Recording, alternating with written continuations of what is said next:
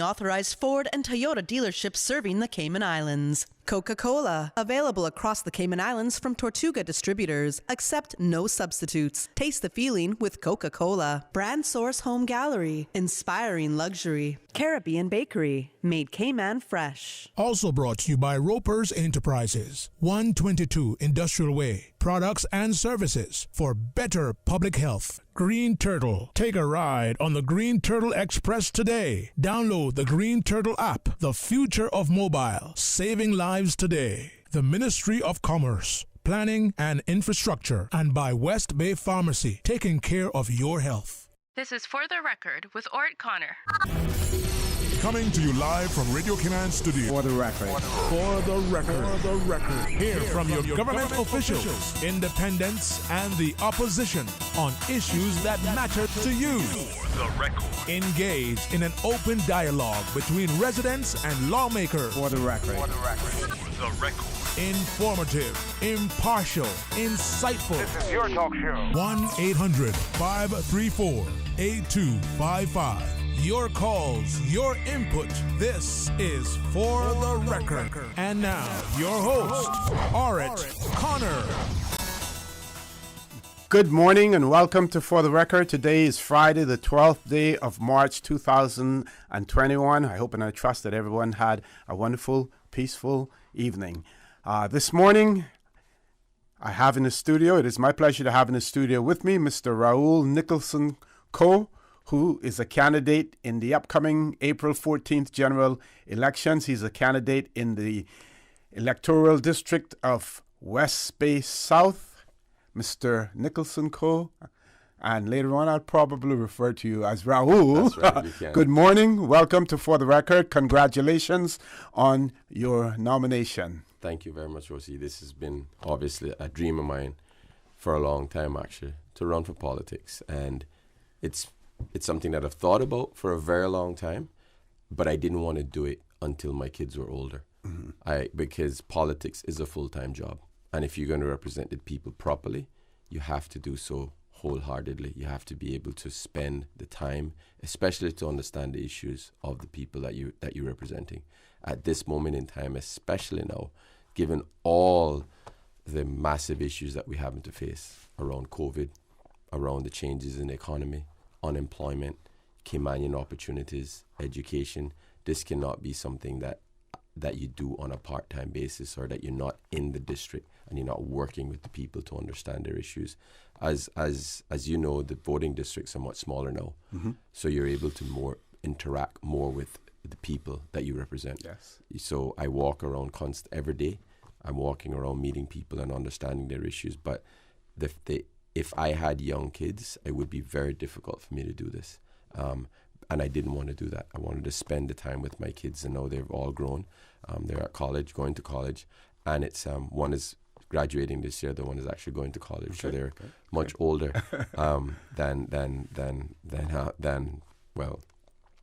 Daniel is finishing, Hallie's going off. So I have a lot of time to be able to dedicate to the people that would have elected me, and this is something that, as representatives, we have to take very seriously, because the issues facing the people that I go out and meet on a daily basis, it's unconscionable. OC, you have older persons, and around 7.9% of our population is above the age of 65. Most of the people that you meet, some of these people, they have no insurance, they have no level of income, and they're living day to day, and it's a strain on the government's resources. And we have to start thinking of how can we alleviate this from a government perspective, but also alleviate the stress that these people are under. And we have to do so as a community. So we have to start thinking about, and the other massive issue is education. We have an economy that's growing, but a lot of Caymanians are not feeling that they're benefiting from the growth. And in order to fix that, education is fundamental. I had a meeting last night. Well, I walked around and had a private meeting, a meet and greet, basically, at a home. And there are professionals there who also feel it, who are highly educated, highly motivated, very, very driven people that are hardworking. And they said, even though I can afford this amount in terms of a home, I still feel the pressure. because I wonder what is it going to be like in another 5 to 10 years if we don't address some of these fundamental social issues.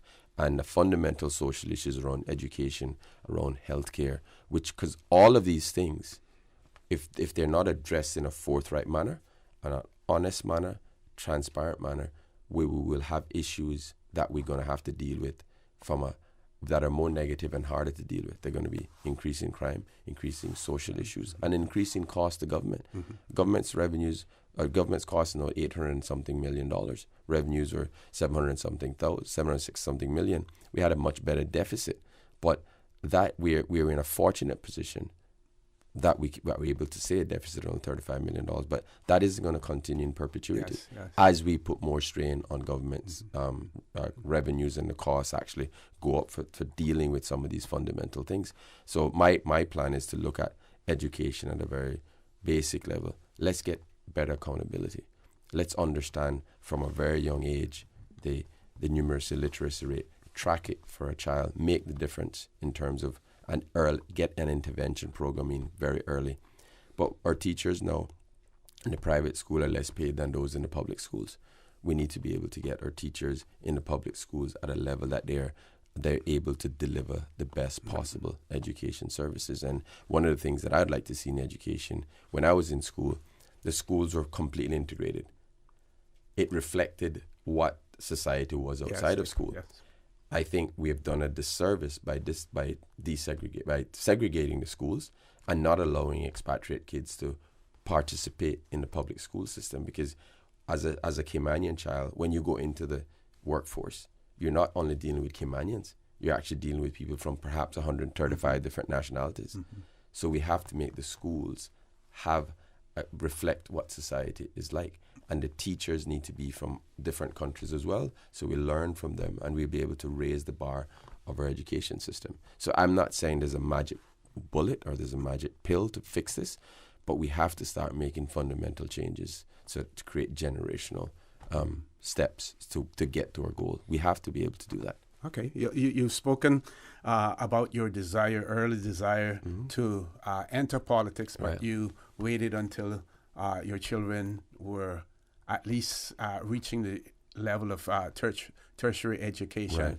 So you've had a long time to think about it, also a long time to prepare, for this as well. Yeah. Tell our audience how you were prepared, how on day one you're really ready to step in and to represent them.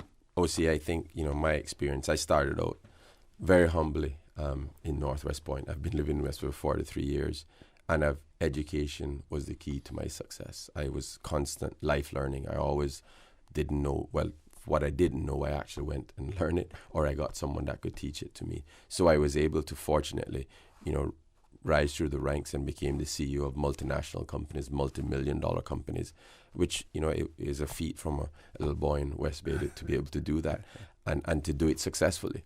So when I'm on day one, we have to think of ministries as companies. The expenditure of these ministries range from maybe $120 million to $150 million. So they're fairly large companies. So I think because of my experience in understanding all the facets of managing a budget, from HR, from finance, legal issues, marketing issues, business development issues, I'll be able to hit the ground running and be able to work with the civil service to actually deliver on what their plans are. Because my view is that ministers will be there for four to 8 years, whatever the period is, but the policies that are created by the civil service, my job as a minister is to try to implement it quickly, implement it on time or before time, within budget, and find the resources to make sure it is delivered with the objectives that we had laid out. And so long-term plans should be developed in conjunction with the civil service, because they're the subject matter experts. They understand education. They understand all the technical issues around it.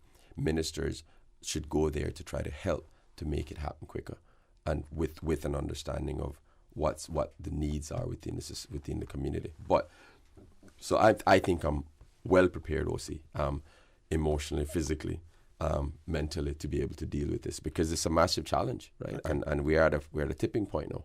Okay, we're going to take a commercial break. When we return, in terms of that preparation, I also would like for you to talk about, you spoke earlier about visiting various groups. We know your involvement in community activities and want to talk about how your involvement in community activities bring you to the level of your constituents. You're able to identify with those that may be in one strata of society as opposed to those in other strata of society as well. So folks, please stay tuned. A conversation with Mr. Raul Nicholson Coe, a candidate in the upcoming April 14th general elections. He's a candidate in West Bay South. That conversation will continue after this commercial break. The Cayman Islands boasts of a long, colorful, and rich history.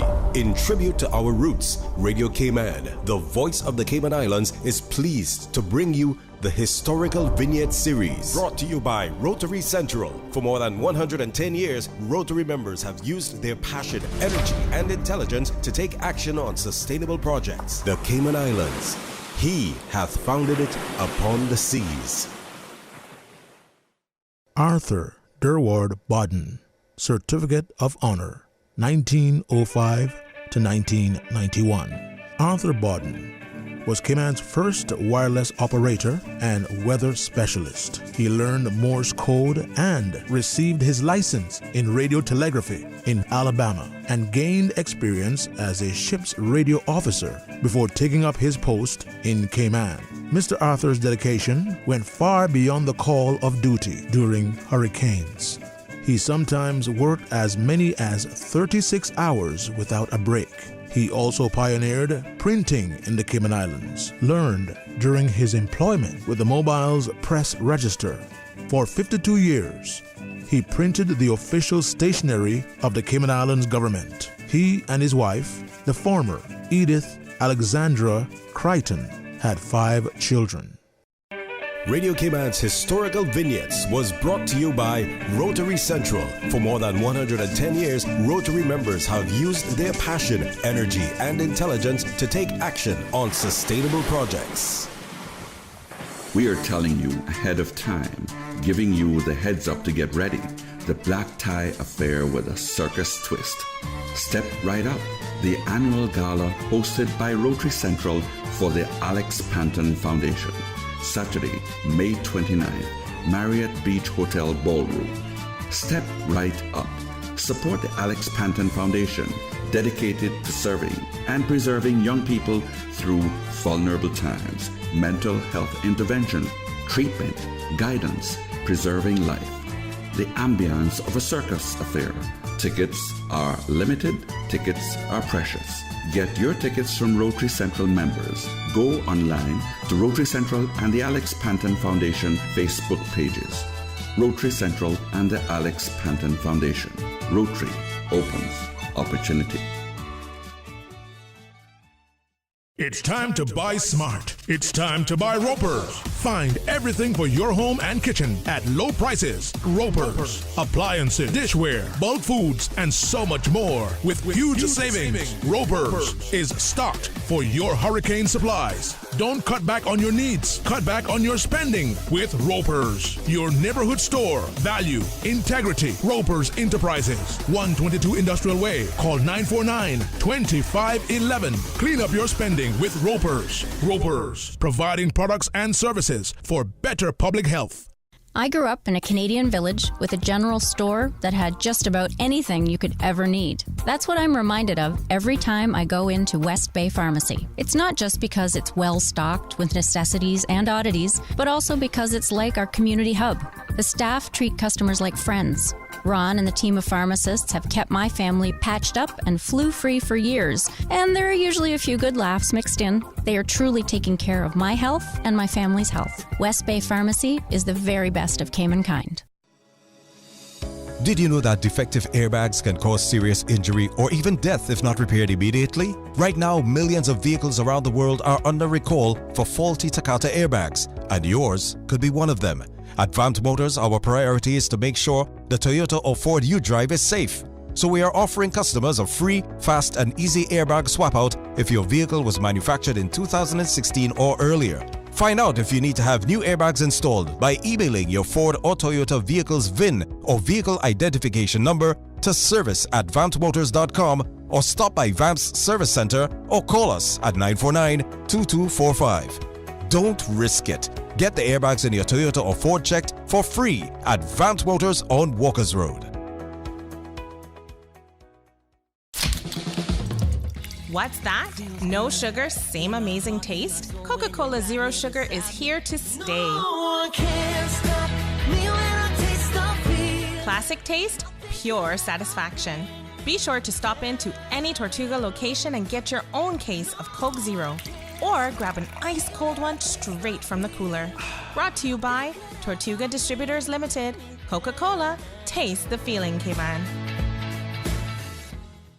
Green Turtle. Modern solutions to get you through the new normal. Download the Green Turtle app now and top up yours or a loved one's phone with any mobile carrier in any destination. Home delivery of laptops, tablets, phones, accessories, and iTunes and major online retailer gift cards. And now, home deliveries of groceries and courier service. Guaranteed delivery within 2 hours from 9 a.m. to 3 p.m. Visit their list of products at greenturtle.ky or download the Green Turtle app today. Green Turtle is not only the future of mobile, but today it can help save a life. Take a ride on the Green Turtle Express today. Download the Green Turtle app, the future of mobile, saving lives today.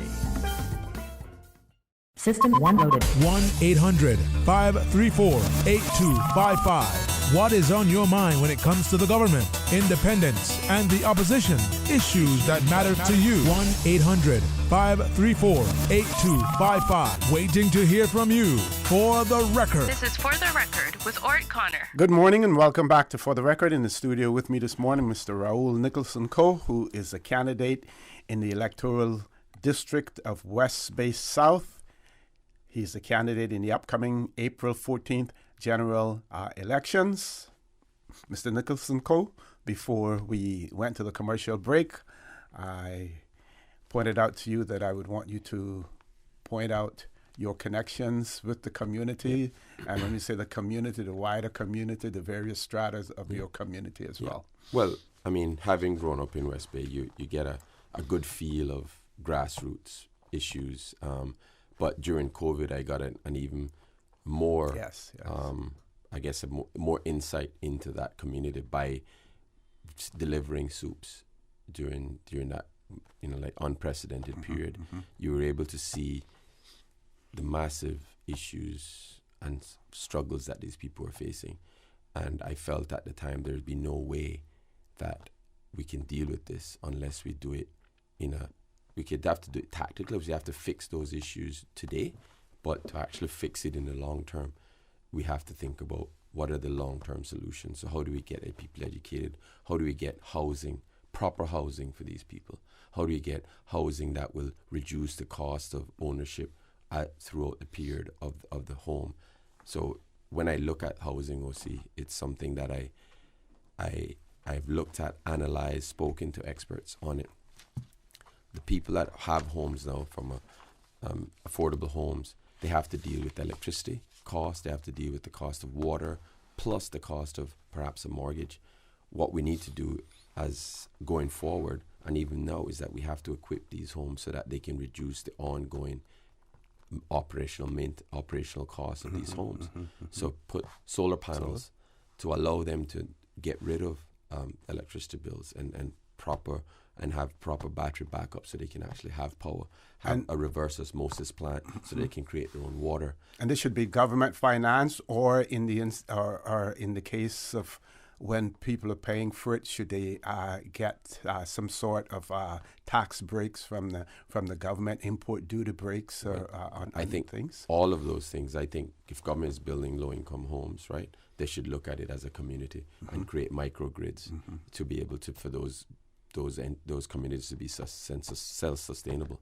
And then if it's a private individual, yes, I think we have to start looking at, if somebody's building a home and it's a low-income home or affordable home, we shouldn't be paying duty on items related to the development of that. We shouldn't be paying stamp duty, because the fact is that what we're doing is alleviating and creating the ability for government not to have fund these people. So somewhat, if the NAU is giving them some assistance for housing, all of a sudden that person has a home, how the NAU subsistence or subsidy is actually goes away. So there's no need for government to pay that. And I think that it's important that we look at why not get rid of the import duties for certain types of homes, and for especially first-time Caymanian builders or home owners and home buyers. We should look at getting rid of stamp duty as well, because that's a disincentive. It's a barrier to entry to home ownership. And if you think of what we've done in the past, we've had homes that are built. I mean, it's difficult to build a low-income home or affordable home using the current methods. We have to think of technology and how we can bring technology into Cayman to reduce the capital costs required to build a home. Okay. In this day and age, we have to have the ability to do that. And in other countries, they've done it. So why not we need to think outside of the box and said we cannot solve this problem using the traditional ways. We should also go to the banks, and banks need to start playing a role as well to say, if home ownership is critical for any society to exist in the long term, how do we participate in that? How do we provide lower interest loans for the financing of solar panels, of reverse osmosis plants? And also the other thing, OC, that is critical as well, we have a percentage of people in this country that works in the hospitality industry. Yes. And those persons, when they go to a bank to qualify for a loan, the banks normally only look at their $6 an hour minimum wage as the threshold, but they're making money on gratuities. The banks has to have some way of taking into account the gratuities and the average revenue or the average salary over a 12-month period to allow for the qualification of a loan. Because what we have done is basically prevent a large percentage of our population from ever attaining the ability to build or buy a home. Mm-hmm. And that is unsustainable, because those people always be paying rent. And my view is that you create, and we actually tax our people into poverty, because you continue to tax them, but you're not giving them the ability to own a home. And what you do when you go into poverty, you don't have the ability to transfer that asset to a next generation. The next generation coming up is in a worse position, because the cost of living has gone up, the cost of even purchasing property has gone up, and it's a cyclical thing that's actually can create such massive issues in the future that unless they're addressed in a forthright manner. And the other thing that you asked the question in terms of my understanding of the demographics. I mean, having been a CEO in many companies, having sat on some of the largest boards in Cayman Monetary Authority board, the CUC's board, other private entities boards as well. I have a very good understanding of what's required for businesses to succeed. I mean, businesses succeed by ensuring that the right environment exists from a political perspective, from an economic perspective, from a policy perspective. And that's why Cayman is so attractive for business people. They look at those things, and I think I have the skills and the understanding of what's required from the various sectors to be able to address all these massive issues. We've almost reached the top of the hour for 8 o'clock news. When we return, I want you to get your views on some of the issues facing the Cayman Islands. Immigration is a huge one. Mm-hmm. Also, I want to talk about the fact that you are an independent candidate and what your position would be in terms of the formation of a government. Yeah. Also, the fact that West Bay has 4 electoral districts, but those boundaries are really artificial. Even though they may be geographic in the law, they're artificial. And how you look to collectively improve not only your electoral district, but the whole district of West Bay by working with whomever may be elected along with you if you are elected as well. So, folks, please stay tuned. Lots more to talk about with Mr. Raul Nicholson Coe. So don't change that dial. After the 8 o'clock news, the conversation will continue. Radio Cayman time check is now 8 a.m. This time check is brought to you by our friends at Priced Right. Big deals start at Priced Right. They sure do. And if you're looking to upgrade your surround sound system, you'll love the Samsung 2.1 channel soundbar. Now just $149.99. Save $50. And if you need sound on the go, the Sentry Dot True wireless earbuds are perfect. And they're currently just $17.99. Plus, we have the Hamilton Beach full-size garment steamer for just $54.99. Save $15. Find more big deals at PricedRight.ky.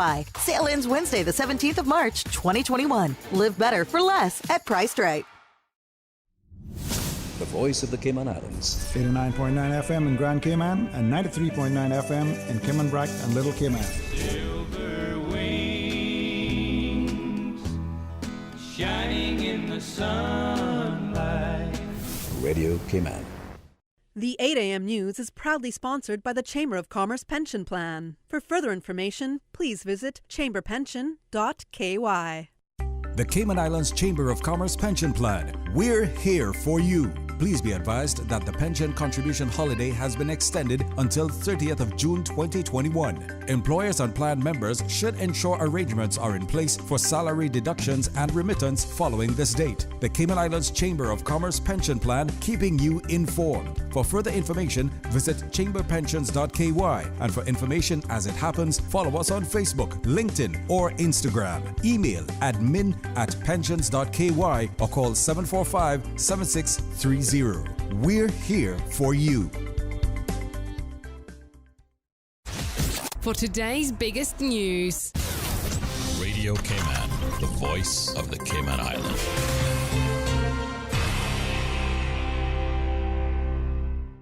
With your latest news, I'm Carsley Fuller. With no incumbent in the race for Savannah, the Chamber Candidates Forum sees a community advocate and former MLA Heather Bodden, newcomer Gina Williams, and Malcolm Eden, son of incumbent Anthony Eden. Just go out and vote. I've spoken to a lot of constituents and they're undecided. They're not sure who they're going to vote for.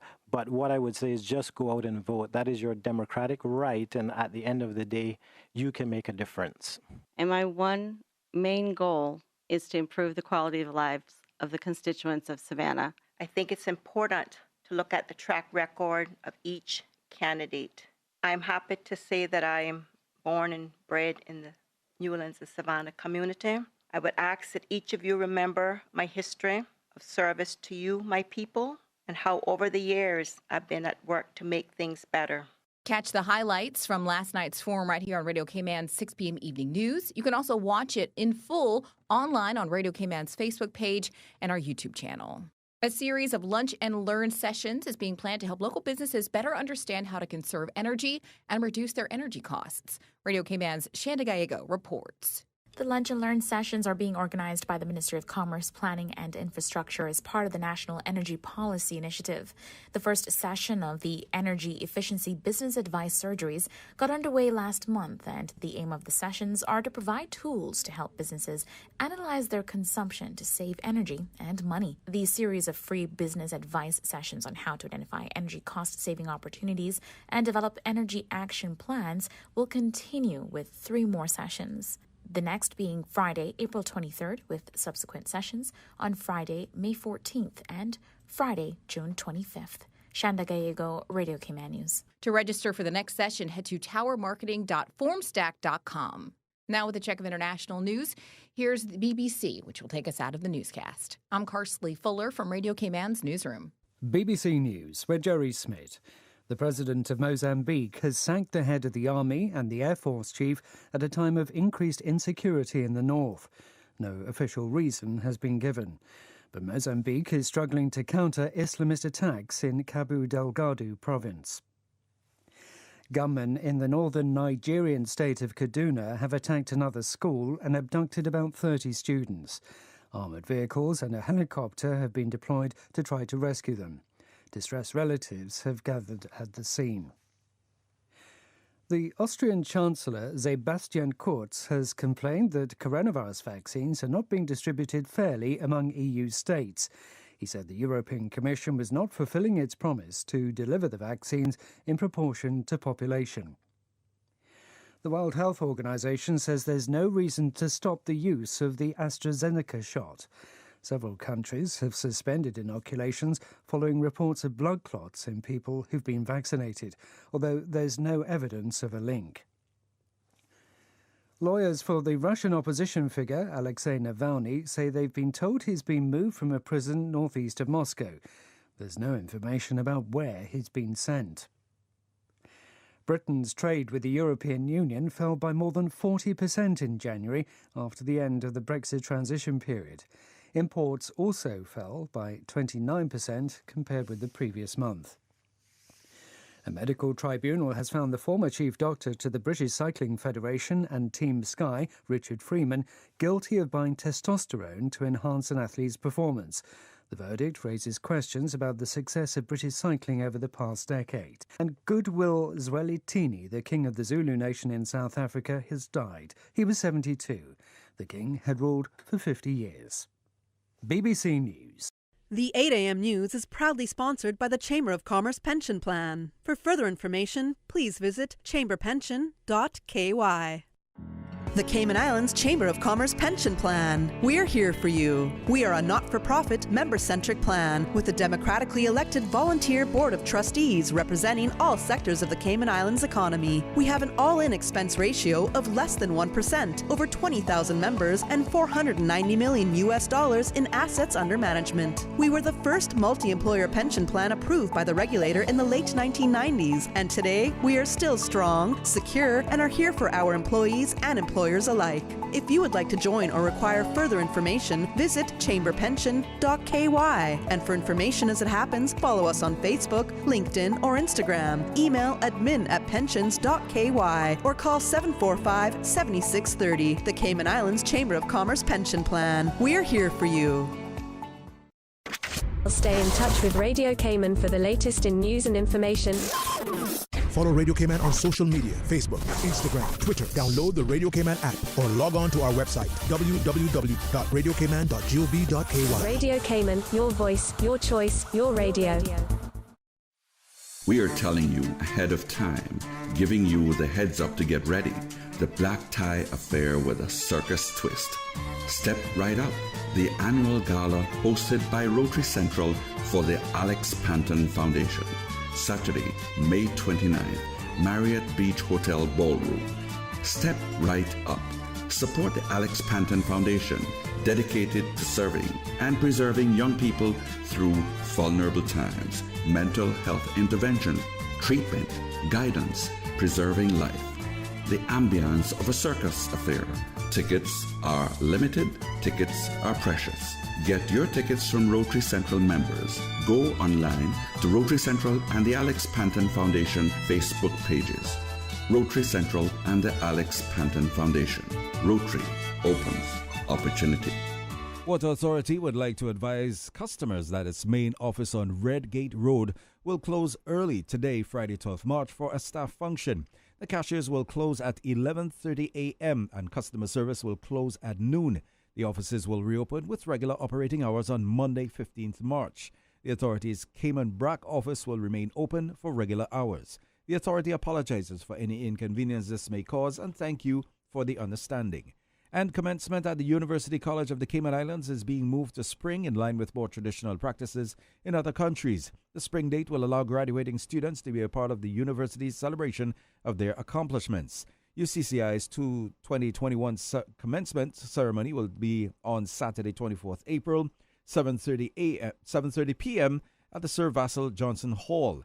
Application deadline for graduating students to apply is today. Today is the final day, Friday, 12th March. For all the information on commencement and to access the graduation form, visit www.ucci.edu.ky/graduation. The 8:10 a.m. Weather Report, Monday through Friday, is proudly sponsored by Pan American International Insurance Corporation. Pan American International Insurance Corporation, meeting the life, accident, and health insurance needs of individuals and businesses to ensure financial security and peace of mind. For more information, call 949-8304 or visit www.palig.com. That's PALIG.com.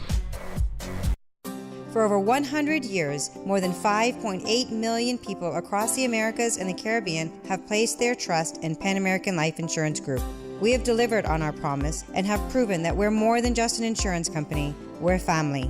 To learn more about our first-in-class group health and employee benefit solutions, please visit Pan American Life Insurance Company of the Cayman Islands at Unit 221, Cannon Place East, North Sound Road, Grand Cayman, or contact us at 949-8304. You can also visit us online at www.palig.com. Pan American Life, people you can trust for life. Good morning, Cayman. Let's take a look at your latest weather. Compliments of our friends at Pan American Life Insurance. Present temperature 77 degrees Fahrenheit. Winds are out of the east-northeast at 16 miles per hour. Relative humidity 73%. Last night's low was at 73. Barometric pressure at 30.09 inches and rising. Fresh northeasterly winds and rough seas will continue across the Cayman area for the next few days in association with a strong high-pressure system over the western Atlantic Ocean. Our forecast for today, partly cloudy skies becoming cloudy at times with a 30% chance of showers. Temperatures will rise to the low 80s. Winds will be northeasterly at 15 to 20 knots with higher gusts. Seas will be rough with wave heights of 6 to 8 feet. Marine warning remains in effect.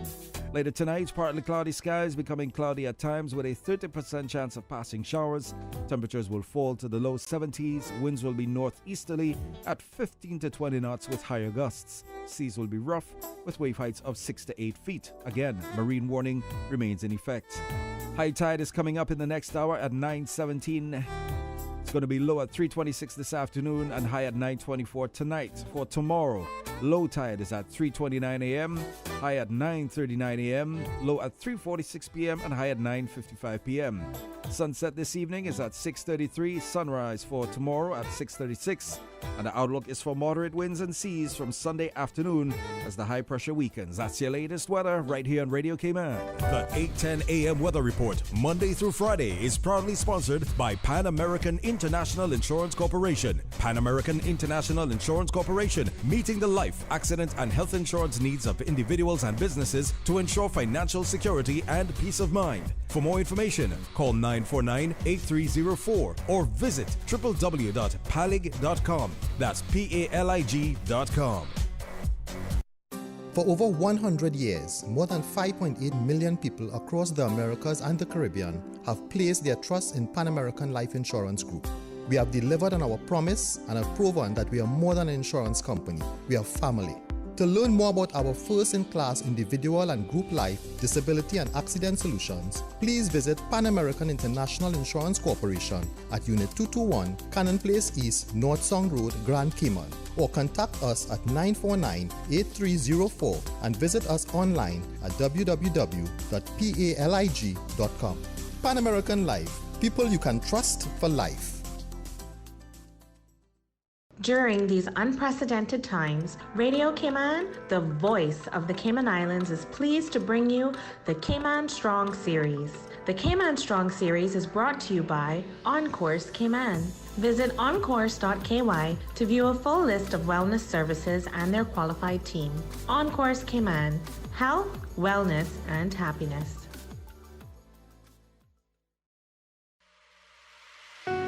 Achieving your goals is a very rewarding feeling, but at times can feel very frustrating, especially if and when we miss our target. As you approach your goals in life, set yourself up for success. When setting your goals, tell a friend.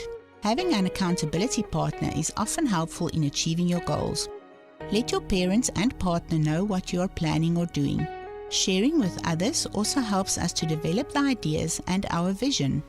Writing down your goals can help to solidify them for you and help you to stay accountable. Change your thinking and change your life. Radio Cayman's Cayman Strong Series was brought to you by OnCourse Cayman. Visit oncourse.ky to view a full list of wellness services and their qualified team. OnCourse Cayman, health, wellness, and happiness. These days, feelings of loneliness, anxiety, stress, and depression can be overwhelming. Just know you are not alone. On Course Cayman offers private mental health services for children, teens, adults, and groups. Visit oncourse.ky to view a full list of wellness services and their qualified team. On Course Cayman. Health, wellness, and happiness. The traffic report is brought to you by Subway. Planning a meeting, event, or office celebration? Visit subway.ky to place your catering order today. All right, good morning, my friends. Let's take a look at the traffic situation. Some of us trying to get into work early today, trying to get things done so they can enjoy the weekend. Looking at the east-west arterial, Creighton Boulevard, traffic has eased up considerably along that way, but looking outside King Sports Center, got traffic along the Linford-Pearson Highway, very slow-paced, coming off the Shamrock as well. And if you're heading through South Sound, yes, traffic as you get closer to Walker's Road. And of course, Walker's Road, some crawling traffic and some of it moving considerably. South Church Street, similar, got some crawling traffic, but is moving all right. Similar with North Church Street, with traffic coming out of West Bay. Looking at the roundabout outside A.L. Thompson, very much busy, especially in the northbound lane, heading on to Godfrey Nixon Way onto the Esley Tibbetts, and heading east along North Sound Road. Busy. Godfrey Nixon Way getting busy as you make onto the Eastern Avenue. And looking at Shannon Road, got some good moving traffic there as well. Edward Street, most streets in Georgetown getting very much busy with the influx of traffic. You'll get there, you'll make it. Look out for those crossing the roads, those on bicycles and motorbikes. Buckle up and stay safe. Your traffic report brought to you by our good friends at Subway. Things just got a bit hotter on the island. Come in today and order the new spicy Korean subs at Subway. They're sweet, spicy, and especially satisfying. Stop in and try the pulled pork with spicy Korean sauce, or the chicken with spicy Korean sauce. And you can message WhatsApp at 929-4658. Order online or use Let's Eat or the Bento app. The spicy Korean subs at Subway in 2 flavors, extra saucy and extra spicy. Subway, eat fresh. The traffic report is brought to you by Subway. Planning a meeting, event, or office celebration? Visit subway.ky to place your catering order today. With Logic, you get more things you do want, like faster fiber internet, more TV, entertainment, and better customer service. And you get less of the things you don't want, like waiting, boredom, and disappointment. More of the good, less of the bad. It just makes sense. Or should I say, it's logical. See what I did there? Call us or go to logic.ky to find out how you could be getting way more of what's good. That thing we've been saying for 64 years, ignore it. Eat the KFC wings, drink the KFC gravy, fill up on fries. Just please forget the thing we normally suggest. You know, that thing you used to do with your tongue after finishing a delicious piece of our KFC chicken. We get it. It's not easy. There's a reason why it's been our slogan for over half a century. But the world's drastically changed of late, and as soon as we can embrace the change, the sooner we can all get back to doing what we do best. KFC. It's good.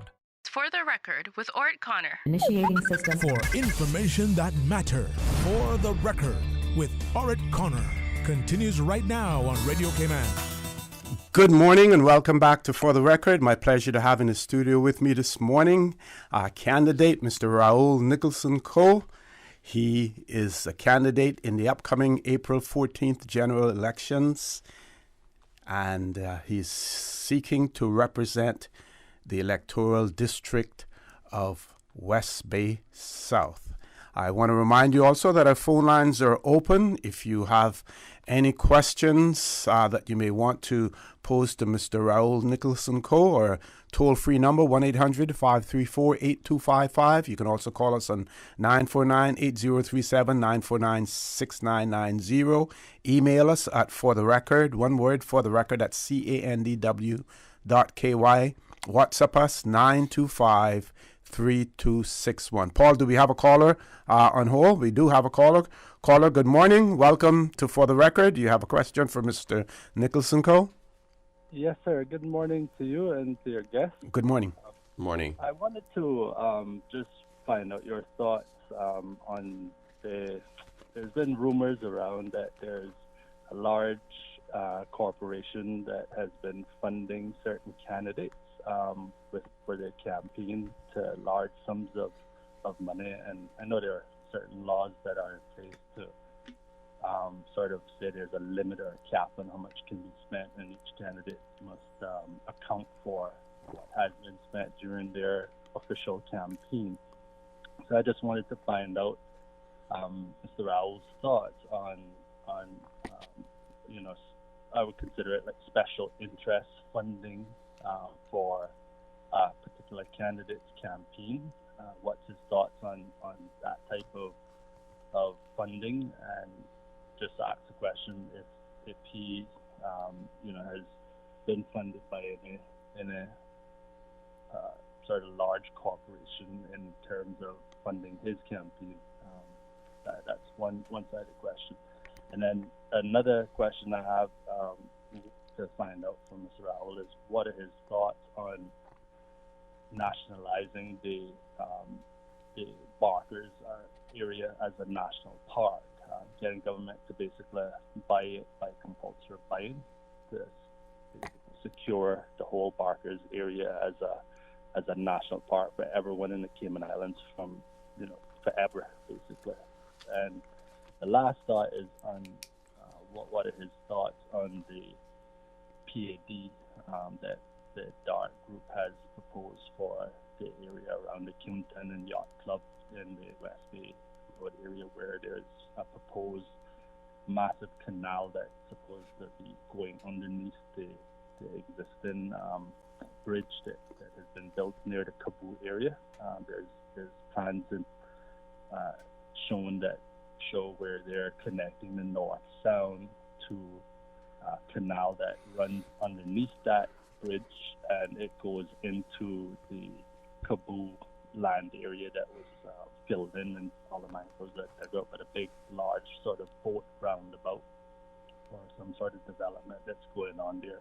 What are his thoughts on the destruction of that particular area and the potential risks that are involved with putting a waterway underneath the roadway there? What are his thoughts on that whole development? I'll leave it there. Good luck with your campaign, and thanks, OC, for allowing the public to ask questions and giving us the opportunity to voice some of our concerns so that we can hear what the candidates have to say. Certainly, you're most welcome. Thanks for the question. Regarding campaign financing, it's very clear in the law, right, that you can only spend up to $40,000, and you must adhere to that. And that's what I'm doing. I'm funding this campaign largely by myself, and special interest groups exist. I don't know of any particular special interest group that exists in Cayman. There are no political action committees or anything like that in Cayman, no PACs. But my goal is actually to represent the people of West Bay South and Cayman Islands generally. So I am focused on ensuring that we address the issues of our Caymanian people, from education to giving them opportunities to making sure that they are gainfully employed. And I am going to work harder. That's my special interest group. My special interest group are Caymanians. It's a Cayman. I have a Cayman first platform. I'm going to make sure Caymanians are put first in whatever we do. In terms of development, in terms of opportunities, and that's my special interest. My special interest will be focused on my Caymanian people. My forefathers have been here from 1792, and I'm going to make sure that we remain here for a very long time. And I'm talking about any Caymanian. Caymanians that are born here, Caymanians that are become new Caymanians. That is what Cayman is about. Cayman is ensuring that we work together as a people and that we collectively solve these issues. Regarding the Barkers, yeah, I am an advocate. I am a huge advocate in terms of preserving certain areas from development. We'd have, like with everything else, you have to look at the pros and cons and ensuring that some things are protected. I have actually ridden in that area, I've walked in that area, I've collected garbage. In fact, my first post when I announced my political campaign was actually my daughter and I went on a special cleanup to the Barkers beach area. So that's a very personal thing for me as well. But there are other areas in West Bay as well that I'd like to be preserved as well, see preserved. You know, there's a promenade right at the end of the 7 Mile Beach. Miramala Road is a fantastic piece of beach there. We need to look at how we can enhance that so that future generations can use it. Regarding the pad, we're still looking at that. I haven't fully looked at the entire thing, but I am aware of the proposal. I need to look in more detail and understand and get a better understanding of it as well, so that we look at it objectively. And clearly we have to look at whether the damage created will actually will harm the environment more than we actually gain from it. And with all of these things, we cannot just be, we're not going to do it, but we need to look at and get the best possible solution, because I think any developer deciding to do something want the best possible solution for their product. They don't want to do something that's actually going to be detrimental to it.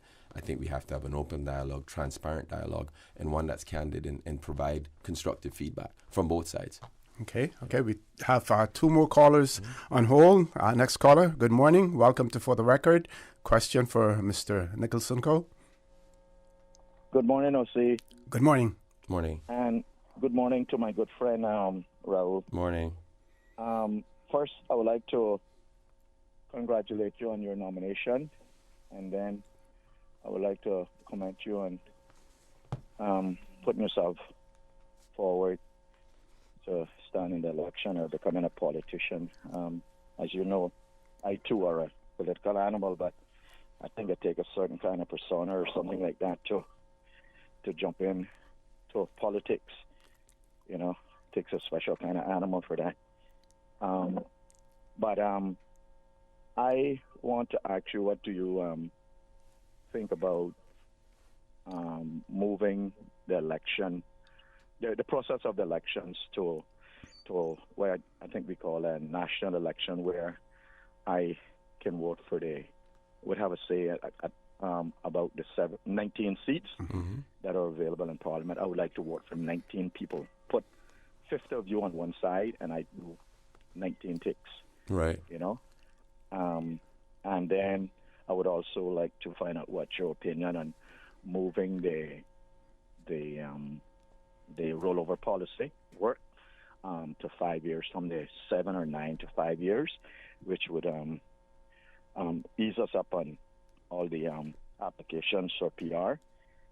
And another thing, I think it would also help us if we don't have too many people applying for PR where they have to buy property, because I noticed we're talking out 2 sides of our mouth. We're telling the Caymanians not to sell land, and at the same time we're telling the PR applicants that they must buy land to be able to have a certain amount of points or something like that. So that's, and I don't understand that too well. Okay. So there. So Okay, you can answer that and I'll hang up. Thank you. Yeah. Thank you very much. I was an advocate of the national election when we started speaking about single member constituents, because I think it's a good representation, and we think about, you actually alluded to this, OC, that we can't think about parochially of our constituency. So West Bay South is one thing, but education affects everyone. The fixing of the John A. Comer Primary School is for everyone. Yeah. It's for everyone within the and community. the roads don't stop in your the constituency. roads don't stop. They end, right? The environmental issues are everywhere. It affects everyone. The cost of living affects everyone. So whatever I do is actually not on a parochial constituency level, but it's actually broad based, right? So having a national election and first past the post is fine. I would also like to suggest, and I've said this publicly, is to limit the amount of times that we allow people to run for election or to actually be elected up to 3 terms. So you have a 3-term limit that electors can remain. We have maybe greater accountability. The other thing, we may get greater participation as well, people with better ideas and much fresher ideas. So I'm all for that. That was the third question. The other one had to do PR. with rollover on work permit holders and right. And I think that what we need to do is to get to a point where all Caymanians are employed, and a point where we train our Caymanians to actually take these jobs that are available. And the other thing that must happen is going to be greater enforcement as well. If companies are not adhering to the guidelines, then we need to be able to deal with them. Just like if you SEMA makes decisions and they go in and do audits and stuff like that, we need to understand, and we have to be collectively as a society. Corporates must be good corporate citizens, and government must be great. Must also must encourage them to adhere to the regulations. So the point is that having the rollover is one thing, but I think rollover is an artificial way to try to get Caymanians employed, right? But what we need to do is get our Caymanians trained, educated. Then there's really no need for a rollover because we're going to get Caymanians that can fill these positions.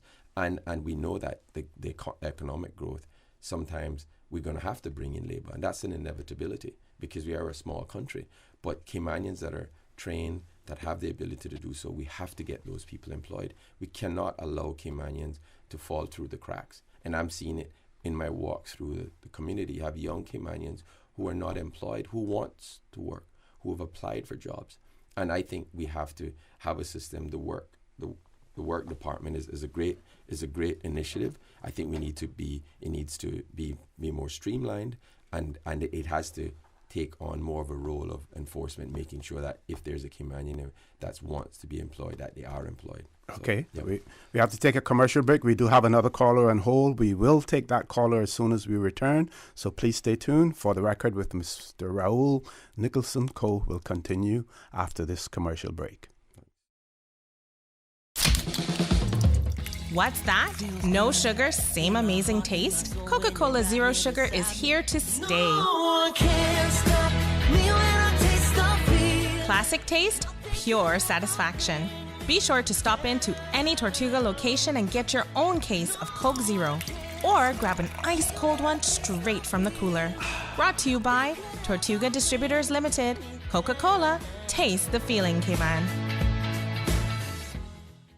I grew up in a Canadian village with a general store that had just about anything you could ever need. That's what I'm reminded of every time I go into West Bay Pharmacy. It's not just because it's well stocked with necessities and oddities, but also because it's like our community hub. The staff treat customers like friends. Ron and the team of pharmacists have kept my family patched up and flu-free for years, and there are usually a few good laughs mixed in. They are truly taking care of my health and my family's health. West Bay Pharmacy is the very best of Cayman kind. Whether you're finishing a new condo, upgrading your rental property, or simply renovating, make Ropers Enterprises your first stop. Quality furniture at a fraction of the price. Find everything for your home and kitchen at low prices. Ropers, your neighborhood store. Value, integrity. Ropers Enterprises, 122 Industrial Way. Your home deserves a quality finish. Visit their showroom or shop online at ropers.ky. Ropers, providing products and services for better public health. There's nothing like the smell of freshly baked bread. The warm, inviting aroma, the fresh and natural taste. Just like homemade.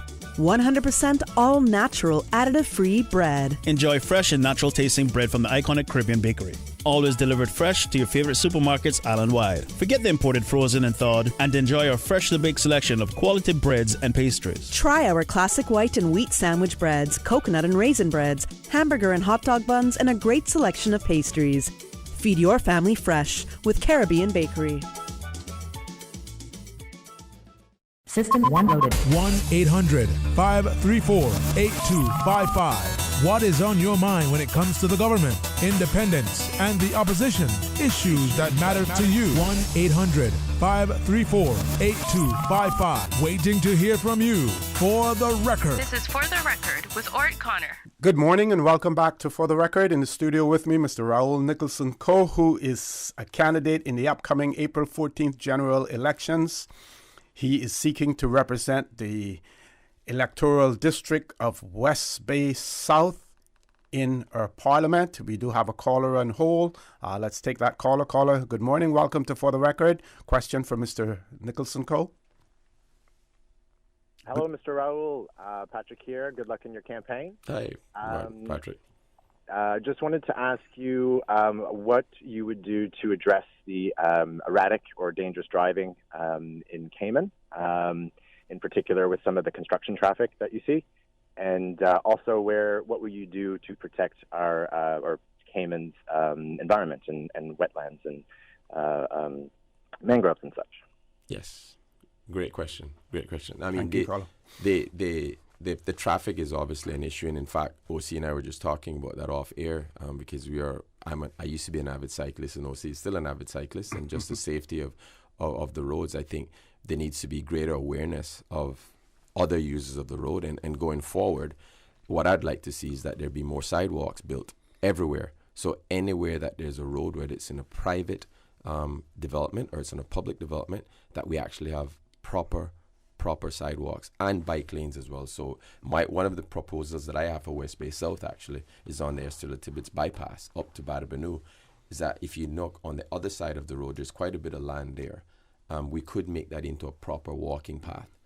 And the bike path then could be only for cyclists, not for walkers. So that would then create a buffer between the traffic. But it's about education. We have to ensure that persons that are using our roads are actually doing so in a judicious manner and responsible manner, and also look at creating fines. If somebody is actually abusing the law and is putting other people's lives in danger, we have to have the ability to fine them and remove their licenses, because there have to be punitive damages for these types of things. On that point, though, police officers can't be everywhere at the same time. So what do you, and you're a person who's in the technology field, the use of technology. I was going to get the use of technology is the only way to deal with this, right? We now have license plate recognition cameras. We need to use those things. And I've seen tickets being in the U.S. where your license plates are captured and you get a ticket, right? So got it in the mail. You get it in the mail, right? The fact is that must be the case. Technology is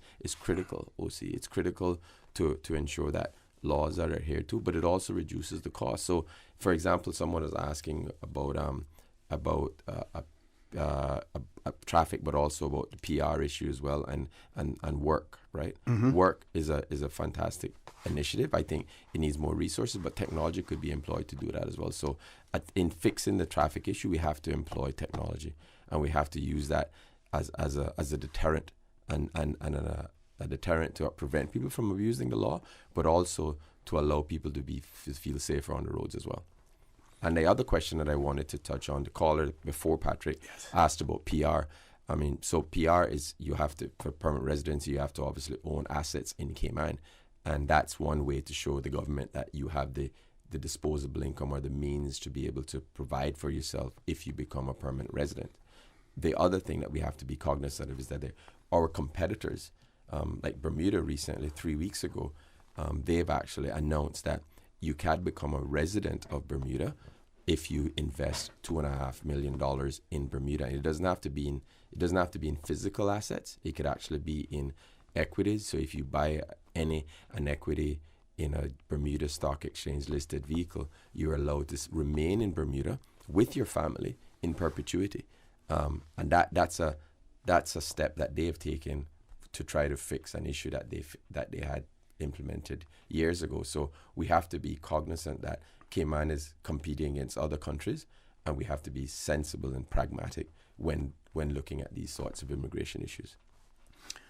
Okay, one of our listeners wanted to know your position, and as far as COVID-19 situation is concerned, and if you are elected, and if you were to be either a part of the government or a supporter of whatever government has the majority, what would you advocate as the way forward for the Cayman Islands as far as COVID-19 is concerned?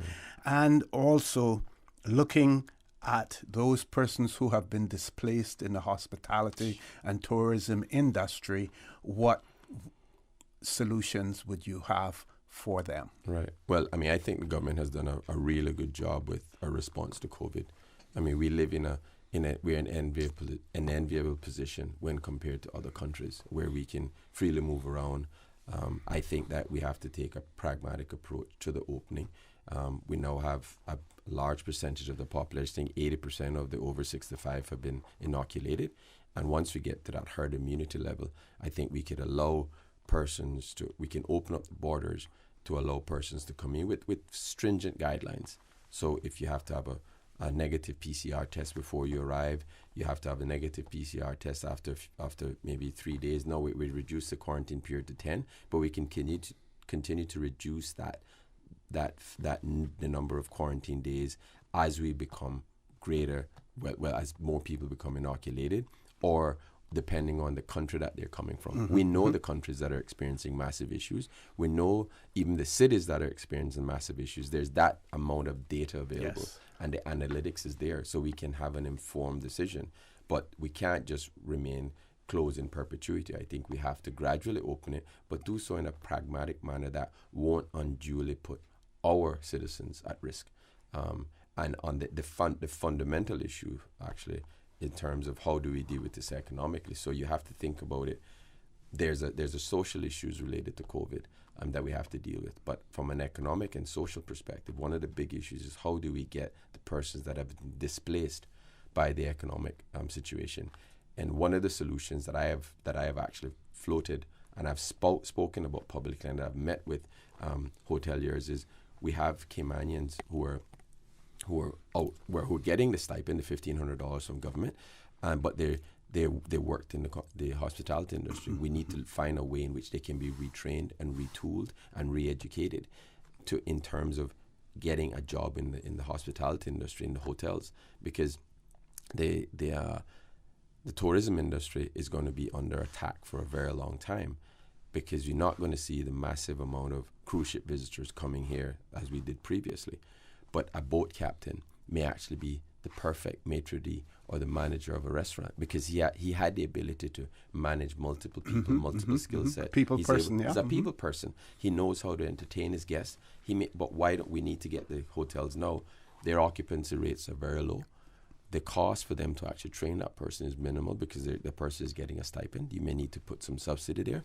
But the fact is, this is the ideal opportunity now to reduce the amount of dependencies on work permits in the hospitality industry. So do you believe that more scrutiny now needs to be placed on applications for work permits, especially in that industry, if we still have many Caymanians who are displaced? I think so, especially in areas like West Bay, which are disproportionate, more disadvantaged because of the amount of persons working in that industry. But even from an economic perspective, it's the right decision, because anyone an expatriate working here, most of their money is actually sent back home, which is fine. That's understandable.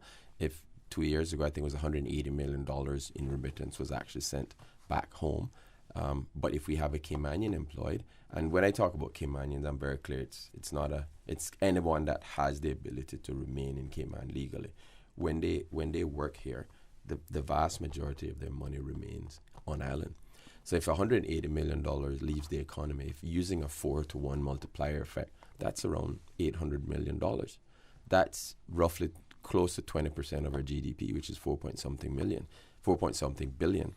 But if the vast majority of that money remains in Cayman, the multiplier effect and the ability for that money to circulate within the economy is greater. So we have better support for small businesses and better support for local businesses as well. So it's a right thing socially and it's a right thing economically. Okay, we have one caller. We're going to make that caller the last caller for the morning as well. And also one of our listeners wanted to know what your position is as far as local company control licenses are concerned, LCCLs. What's your position on those? So let's grab the caller first, and then you can answer both as well. Caller, good morning. Welcome to For the Record. Question for Mr. Nicholson Cole. Good morning to you, Mr. Good morning. And good morning to Mr. Nicholson Cole. Morning, sir. I've heard a lot of what you're saying there.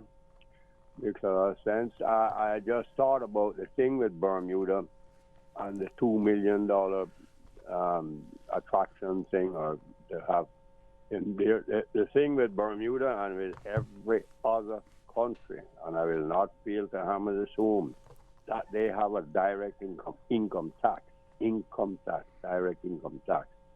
A lot of people confuse when I say that, but I mean system, and I'm sure that would be beneficial to them, to the Bermudan people, because those people will have to pay some form of direct income tax into the coffers of the government, and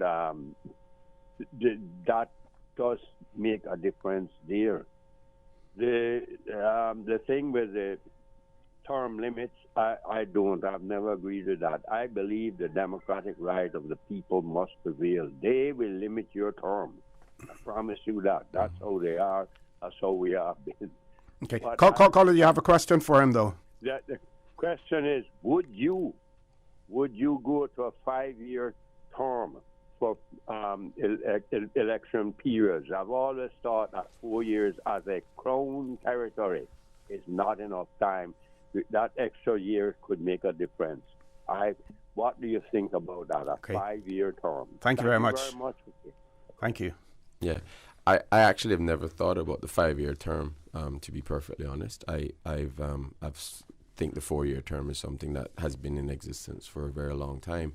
What I would like to see, though, from a constitutional perspective, or even from a governance perspective in the legislature, is a bicameral system. Mm-hmm. A bicameral system where we have senators appointed by the government free of cost, so they're not being remunerated, but they have a certain degree of expertise that they can bring to the table, and to allow elected officials to be held accountable for the debate and to actually push back on things. Because when you have that additional layer of scrutiny, and where people are coming there as subject matter experts, and that they can able to advise the government on developing of laws and legislation and policies and strategies, that actually just makes our country a better place. So the 5-year system, I haven't really thought about that. I wouldn't say at the moment, I wouldn't be an advocate for it at this moment, but I could be persuaded.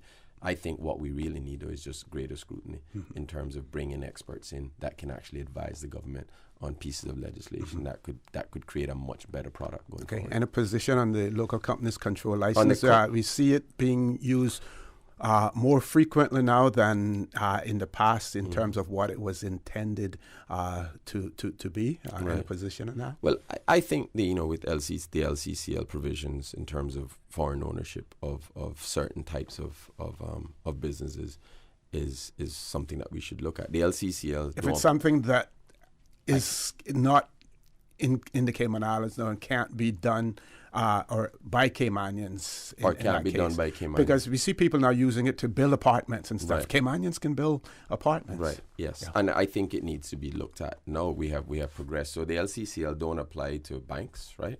It don't apply to certain types of businesses because of the large capital raise that's required, the large capital injection that's required. But that doesn't mean that there isn't a Caymanian that could do it. I think that it needs to be looked at and reviewed, but we can't make it become an impediment to growth either, right? Because sometimes we make these decisions looking at parochially, it affects a particular section, and then what happens, the end result is that affects the economy more widely.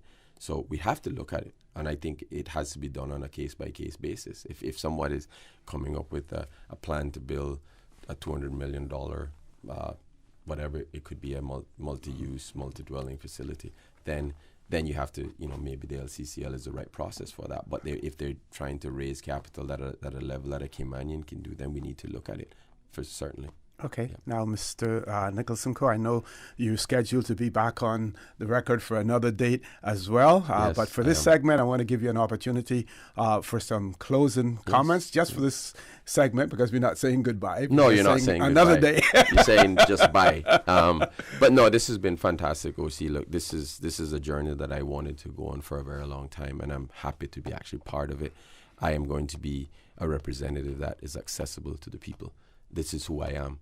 I'm a people's person. I understand, I empathize with the issues. I've seen it firsthand, and I want to, be able to represent my people, represent Caymanians, and make Caymanians first, and not just pay lip service to it, not just come up and play verbal gymnastics with it. It actually, sometimes you need politicians that said yes or no, or say, I haven't thought about it, or I don't know about it.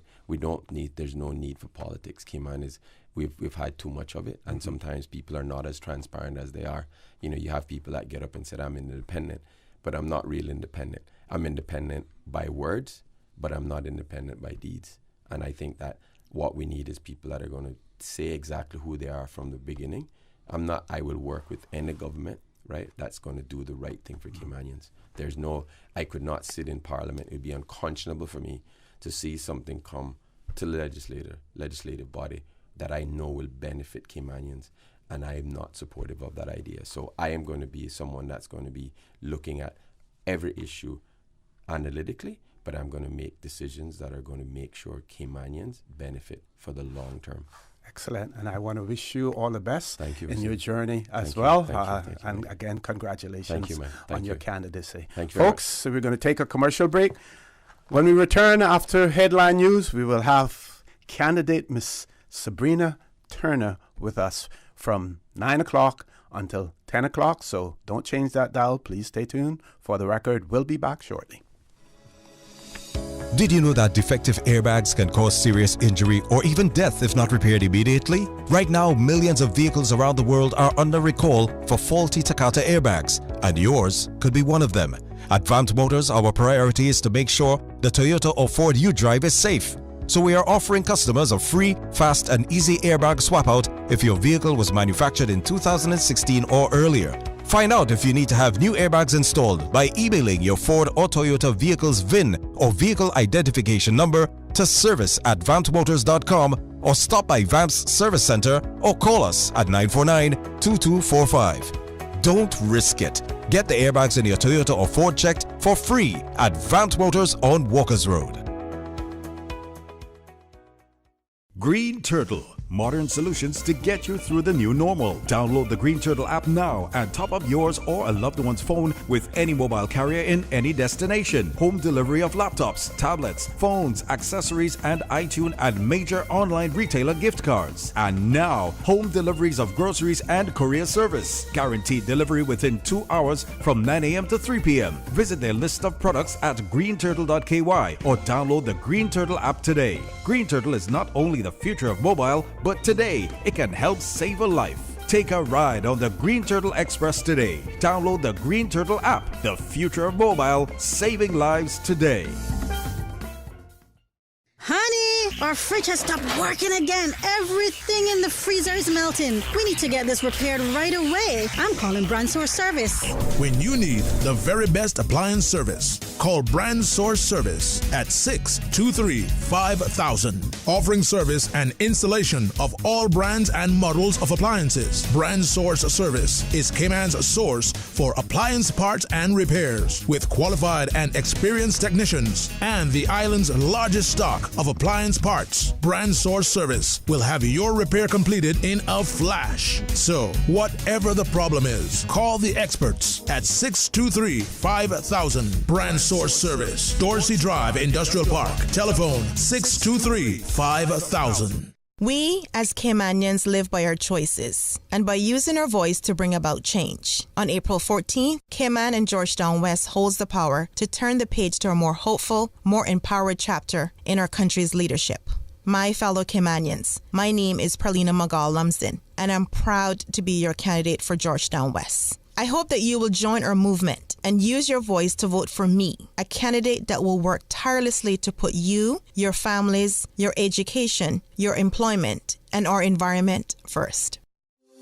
Getting vaccinated is an important part of keeping our islands protected against COVID-19. All persons who are scheduled to be vaccinated must present a photo ID which shows you are legally and ordinarily resident in the Cayman Islands or have permission to stay for 6 months or more. Accepted IDs include a Cayman Islands driver's license, passport or voter's card, a global citizen's certificate, a work permit grant letter, extension letter or job letter from a local company, or a non-Caymanian passport which shows the holder has been landed with permission to be on island for 6 months or more. Essential workers must also present their work ID to show proof of employer. Anyone who has already received a first dose may still receive the second and must show their vaccination card. For more information on the vaccine program, visit www.hsa.ky. For the record, with Ort Connor. Initiating system. For information that matters. For the record, with Ort Connor. Continues right now on Radio Cayman. Good morning and welcome back to For the Record. Like a good politician, I'm not doing what I said we were going to do, which was come back on at 9 o'clock. But before that, 5 minutes to 9, we're coming on with Miss Sabrina Turner. Of course, Miss Sabrina Turner is a candidate in the electoral district of Prospect. She's a candidate in the upcoming April 14th general elections. She is no stranger to Radio Cayman. She is no stranger to the constituency of Prospect and its environs as well. Community worker. Ms. Turner, good morning. Welcome to For the Record. Congratulations on your nomination as a candidate. Tell us about your journey. Good morning, and it is a pleasure to be back home. Yes, and on your show. I think in all of my years here, I only co-hosted with you on your show once, yes. And we have crossed paths many moons. You are one of those strong shoulders that has allowed me to be here, being a former boss of mine over in immigration that allowed me to become a very successful entrepreneur and running my business now going almost 17, 18 years. So thank you publicly for that. You and so many other mentors that I have in my life, but by no means are you being any way biased this morning. But it is very good to be here with you. If I am, I'll try to hide it. It is indeed my pleasure to be here. And thank you for allowing this outlet and this platform for me to get the word out. But a history about myself for those who are still questioning who is Sabrina Turner. I am the daughter of the late Kay Sims, who was Miss Kay Smith. I've raised up right here, right down the road from behind Godfrey's. I'm the stock of the Sims family, the Milton Sims, George Sims, Synovia Sims, my two aunts, Elsa May and Georgette. They are well known. You don't see one without the other, but they too are huge mentors of mine. Raising up here in central Georgetown, right across from the police station. I got my start professionally, being a graduate of the Cayman Islands High School, working with the Cayman Islands Hospital, and my first ambition was wanted to be a pediatrician, and that didn't work out, and I didn't know that this medical streak in me came really from my mother, who used to work in the lab before she became the personal secretary of Mr. Lawrence Thompson when Thompson's was out in town. But that's where my mother, Kay, started. And, you know, I just embraced that moment. I literally came out of high school on graduation class in 1990. Went straight into health services, given the opportunity then by Miss Eloise Reed, and I became a nursing assistant. And that was under the guidance and tutelage of Miss Charlene Henriquez.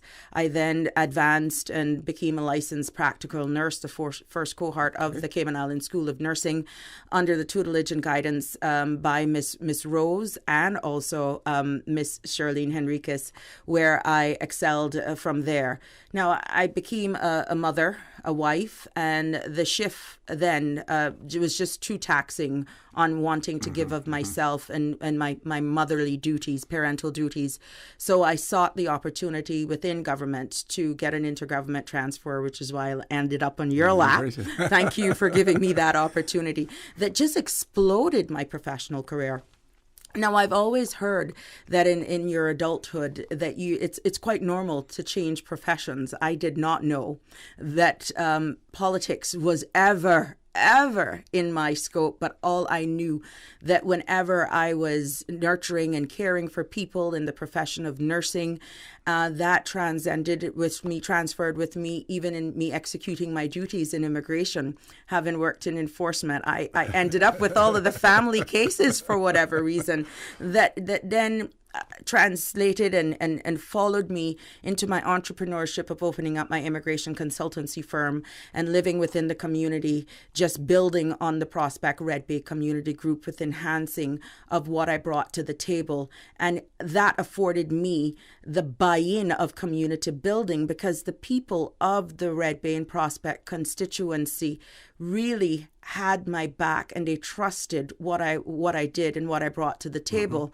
Now, it's from that people saw in me what I didn't see in myself, because it just comes so natural that I am here with you today and putting myself in the public's forum to be a member of Parliament if the people of the Prospect electoral districts make me their choice on April 14th. Folks, you have heard where Miss Sabrina Turner, the candidate in the electoral district of Prospect, you've heard where she has come from.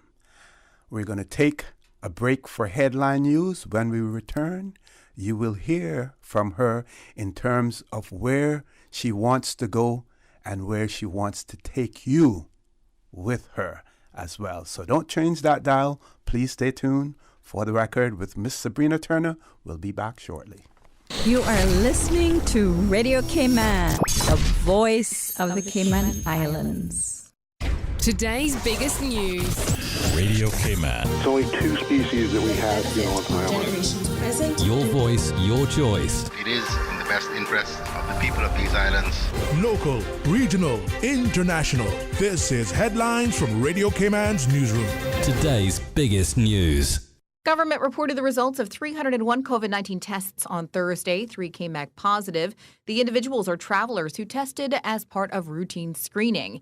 There were currently 780 people in isolation as of Thursday night. The total number of COVID-19 vaccines administered was 31,152.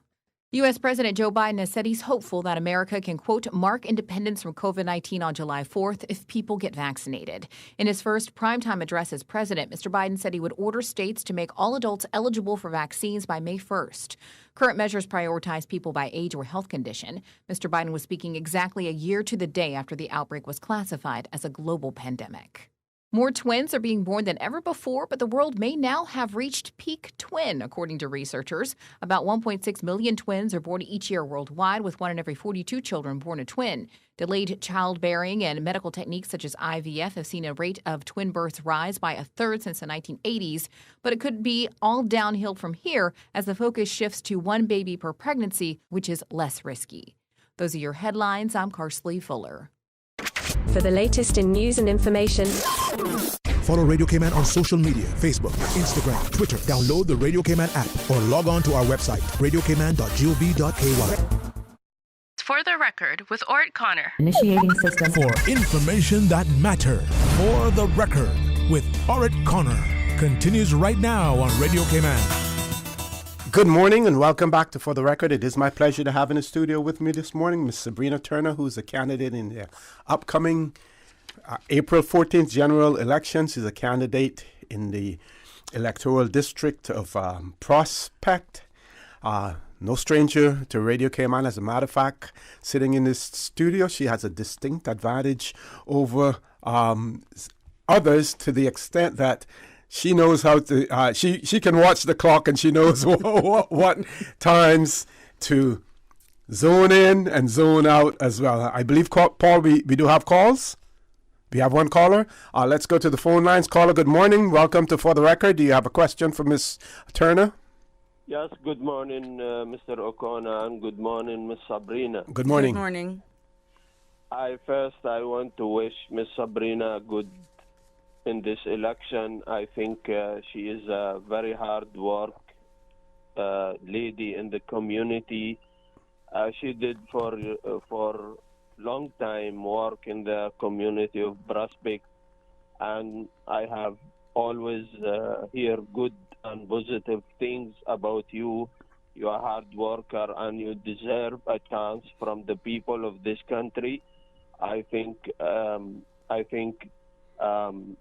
this election we will hear that you win, and I wish you and to see you sitting in Parliament to give the people of Prospect a proper representation.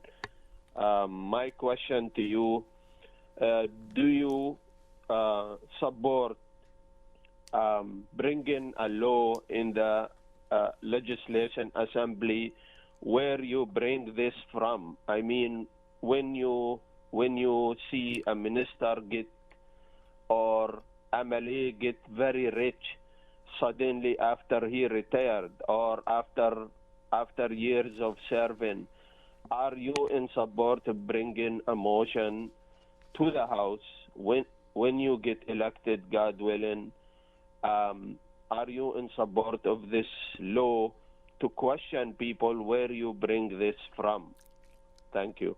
Thank you very much, caller. Ms. Turner? I want to make sure I understand the question, because that sounds a little bit like accountability, and there are, thank God, with the financial services and all of the watchdogs that are out there. I mean, the mere fact that we had to provide documents and Register declare of our interest, yes. interest, that was done. So if all of a sudden, even during the campaign, you come a PEP from my husband, my 2 sons, and anyone that is close relative to me, all eyes are on them. I mean, accountability is key, but I feel that we have robust structures out there that just surrounds our key pillar here in the Cayman Islands, the financial services, that anyone's running for office or is elected for office, certain things will be flagged. It's automatic anyhow because of what we're subjected to. If I could add to that question that the caller may do, if those details are not public or if they're not currently accessible by the public, should they be made public? Should they be accessible so that people will know exactly, what your wealth is, where it came from? Well, personally, I do not have a problem with it. I have nothing to hide. But being one of 19, that may not be the resounding response that you get from a collective body or even the people. If the people of this country is satisfied that we have the persons in place and regulations and enforcement that governs that, and they do their job where enforcing is concerned, it is a matter for the people collectively with the other members elected whether or not they will support a motion of that nature. Okay. Now, in your introduction, Ms. Turner, you did speak about why you are running for political office, but I want you to elaborate on that and then segue also into some of the main issues that are not only facing your constituency in Prospect, but also the Cayman Islands in general. Well, there's been a resounding, for my reason for running for political office, there's been a resounding outcry for more female representation within our parliament. And I feel that my ability through the years to work on various boards, sitting on National Security Council, being a part of the community, having to work based on the mission and the purpose of our Red Bay Prospect community group has allowed us to work on even footing with our Premier and Councillor Harris. That shows my ability to just work on fair grounds once we're trying to establish and aiming for the same common good for the people and our country. Now, what I can't sit back. The biggest driving force along with the outcry of women being represented is that I'm seeing our country spiraling out of control. I want to be one of those persons to stop inequality, stop suppression, be a voice of the people and put a stop to once a year little gifts and turkey and that sort of stuff, handouts. Now, not to say that that is not appreciated by someone, but it's becoming a norm. And I don't want to be a person that have a society where you're enabling them or you're getting them accustomed to a handout. I want to be a person, a catalyst, a change, to give them a hand to enhance our community and enhance their quality of life. That's the group of people that I want to be a part of, because suppression, the ability to affordable housing, even purchasing of land is non-existent when we're seeing our development that's going on, all of the issues that we're seeing supporting our traffic infrastructure. This is something that needs to be addressed, and it seems as though the voice of our people by those who have been elected to serve, especially in the Prospect community, has been very, very quiet. And I feel and I know within every fiber of my body that we of Prospect deserve better representation. Okay. One of our listeners has written in and said, asking me to convey their congratulations to you and to let you know that you will make an excellent representative, not just in Prospect, but the whole Cayman Islands. The person says that they worked with you at the immigration department, where they saw you perform and gave excellent service to the public. And I'd like to say a big thank you to her for attending a particular funeral service, this funeral service of Mr. Ebanks from Prospect. Family was grateful. He was also a government employee. And They say thank you, and they hope to see you as soon as possible. Yes, thank you so much. It was indeed an honor. I feel that there has been a divide somewhat. It almost appears as though social status, who you hang with, determines your ability to move up, access jobs. And when you talk about how we can be able to get people to find their purpose, their true sense in just being good citizens in our country and not being feeling like they're left out. But when you put it back to Prospect, now I have observed over the years the lack thereof of proper bus shelters. And when it comes, that may be for the commuting public. But my biggest problem is our precious gems, our children. We need to be advocating and working closely with the schools to see whether or not, based on the size roads, if we can do door-to-door drop-off and pick-up of our students. With the growth and roadworks that are proposed within the Prospect community, understanding that all of the Eastern District have to pass through Prospect, and you have buses that are picking up and dropping off children that are having to soon to be cross 3 lanes of traffic. Mm-hmm. Mr. Connor, that's a disaster waiting to happen. And there can no longer be political talk. We have to go and speak with our schools. We have to speak with the PTAs that governs that. And even if as a community, we can incentivize those bus drivers to just come a little bit off the beaten path and drop our kids door to door within the communities that have the proper infrastructure that can accommodate these buses. That relieves so much off of parents having to drive their kids out to the main road, stand there with them sometimes, or even have to walk. That will alleviate all of that inclement weather. We know what that can be. The kids are all wet. It's just unneeded stress that we don't need before our kids go off to school.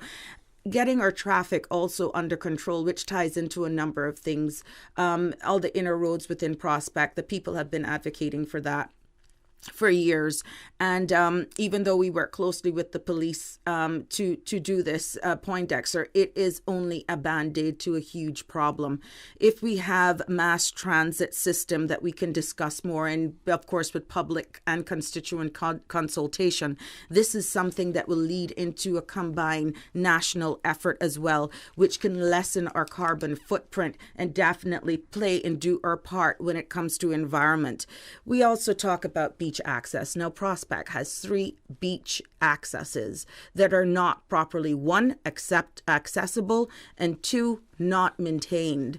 We can do that from a constituency level and get our retired PWD persons back to work. Stop giving these contracts to companies, but giving these contracts and giving our retired people who are still able-bodied that buy into beautifying and enhancing our community.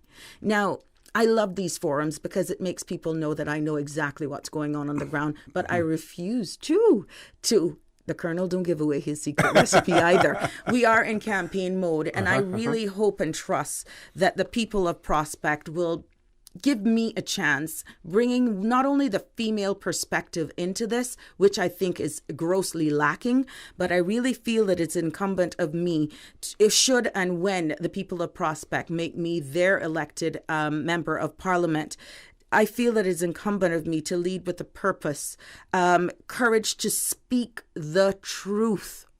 I have to repeat that. It is incumbent for me to have the courage to speak the truth at all times and represent and respect the people's wishes. This is the only way we can move forward. And I feel for far too long, the voices of our young adults, that age group between 18 and even 35, they have no representation. They feel and they have been misunderstood. I hear their cries. I have a 22-year-old. I have a 27-year-old. And thank God I am just very strong and I've been a part of their lives. But I feel their voice, their representation needs more presence on various tables so they can understand the moving parts of why and how I've been able to get this far right now in my personal life and on my new quest in my political journey, hoping to be an elected member come April 14th. Okay, we have 2 callers on hold. We have to take a commercial break. And you also touched on an area there talking about traffic. And at some point in time, I would like you to point out whether or not you have what position do you have in relation to the continued mass importation of vehicles into this country as well. Yes. So we're going to take a commercial break. Those two callers who are on hold, we will take your calls as soon as we return, so please stay tuned. I grew up in a Canadian village with a general store that had just about anything you could ever need. That's what I'm reminded of every time I go into West Bay Pharmacy. It's not just because it's well stocked with necessities and oddities, but also because it's like our community hub. The staff treat customers like friends. Ron and the team of pharmacists have kept my family patched up and flu-free for years, and there are usually a few good laughs mixed in. They are truly taking care of my health and my family's health. West Bay Pharmacy is the very best of Cayman kind. Hi, I'm remodeling our bathroom. I have a few questions. Sure. What are some ideas to make my bathroom feel larger? How do I know if I'm picking the right vanity? How do I choose a new toilet or a new countertop? Also, the lighting is terrible. Can I put a window or a skylight? And do I really need an exhaust fan? You've come to the right place. At Brand Source, we custom design kitchen and baths, and our talented design team can help answer your questions. Whether you're looking for a modern, functional family bathroom or a luxurious personal retreat, we'll help create that beautiful space that makes your home yours. And if you're in a rush for a new look and have a limited budget, our ready-to-install bathroom vanities built with solid wood and countertops of the finest materials are a quick and easy remodeling solution. For the very best in custom-designed kitchens and baths, visit Brand Source Home Gallery on Dorsey Drive, Industrial Park, Cayman's Kitchen and Bath Center. There's nothing like the smell of freshly baked bread. The warm, inviting aroma, the fresh and natural taste, just like homemade. 100% all-natural, additive-free bread. Enjoy fresh and natural-tasting bread from the iconic Caribbean Bakery. Always delivered fresh to your favorite supermarkets island-wide. Forget the imported frozen and thawed, and enjoy our freshly baked selection of quality breads and pastries. Try our classic white and wheat sandwich breads, coconut and raisin breads, hamburger and hot dog buns, and a great selection of pastries. Feed your family fresh with Caribbean Bakery. For the record with Ort Connor. Initiating system. For information that matters. For the record with Ort Connor. Continues right now on Radio Cayman. Good morning and welcome back to For the Record. In the studio with me this morning, Ms. Sabrina Turner, who is a candidate in the upcoming April 14th general election. She is seeking to represent the electoral district of Prospect in our parliament. We have two callers. First caller, good morning. Welcome to For the Record. Do you have a question for Ms. Turner? Hi, good morning. Good morning. Good morning. Hi, Sabrina. Hi. Hi, baby girl. Let me tell you something. You gave me chills right through my whole body. Is in every word that you're saying, and I know it's not a political game. I truly know that what you're saying is true, and so because of that, I just called to tell you I am pushing for you. I'm hoping that you get through, and I ask God to assign angels to make you get through. Thank you so much. When you speak from the soul and from the heart, it is felt. Because our kids need you. Yes. And mentor like you. Yes. And I am here. I am here. I've always been. I know you're going to do it. Yes, we're going to do it together. Yes, that's the spirit. Love you, girl, and I'm voting for you. I'm rooting for you. I'm doing everything for you on the outside. Thank you, my love. Thank you. All right, sweetie. Take care. Thank you very much, caller. Next caller, good morning. Welcome to For the Record. Question for Mrs. Turner or comment? Yes. Good morning, OC. Good morning, Mr. Turner. Good morning. Good morning. Yeah, this Elvis became a Congratulations, representing Spot Bay. Thank you very much, Mom. You know, one of my main stances. I just heard you talking about the 18 to 35-year-old group. Mm-hmm. Well, what is your take on legalizing marijuana for medical and recreational use? And it will also be a third pillar of our community. Mm-hmm. One of the fastest growing industries in the world. I would listen to your answer, please. Thank you, Mom. Thank you, Elvis. Thank you very much, Colin. You know, that has been a hot topic and globally. In all honesty, what Cayman is not a one-size-fit-all. We have to be able to control it. We all know that controlled substance is is in our community for years. Whether or not the real talks and difficult talks has to be had, because we have had so much of our young people been incarcerated for small amounts. But then I feel with proper legislation, more public consultation with that very hot topic, we will get a better sense of what the temperature is in regards to it. I totally agree with Mr. Elvis that it is a lucrative market, but if we do not do it properly, have it regulated and controlled, guess what? All that he is championing for, he will still be way behind the 8 ball. And it's a competitive market. It is very too, competitive. We can be a beacon, but it has to be properly structured, and the way in which we approach it has to be assented holistically from the people of our country. We are evolving, we are maturing, and even in politics, we lack some more political maturity, and this is why these conversations, like so much more, are quite complex to have. But thank God, some people are willing to take the stand and start the engagement, which is the beginning of maturity. And I hope, Mr. Elvis, that at least gives you some perspective as to where I stand on that topic. Okay. Now, you have heard and you have mentioned many issues that the Cayman Islands face, issues that the constituency that you're attempting to represent, that they face as well. If there were 2 prominent issues for you, what would you identify them as being, and how would you go about addressing them? Localized or national? Either. For me, it's a combination. I think people want to hear, both. Because while you will represent the district, the electoral district of Prospect, you're going to be a national representative as well. Huh? Well, I do have, we're walking and speaking with people of the community. When you hear about access to affordable health care, Mr. Connor, that ties into the big topic of cost of living as well, which to just say we need to deal with it. We're hearing also access to and upping or dealing with a minimum wage. I think we need to convert the conversation from a minimum wage and talk more about a living wage and what that means. I think I have the time. I can just kind of break it down. But of course, if people attend my meetings and, this is an excellent segue. This Saturday from 4 to 6, I have secured a campaign headquarters. Oh. Yes. I have begun my true investment in the people for the electoral district of Prospect by securing an election headquarters, which is 33 Marina Drive. And this Saturday from 4 to 6, I will be doing the opening of that, which is one step forward of letting people know that I am ready to work for them come the 15th of April. And then you would have your first constituency office. That speaks volumes. So they have trusted me, and I am investing in them even beforehand. Okay.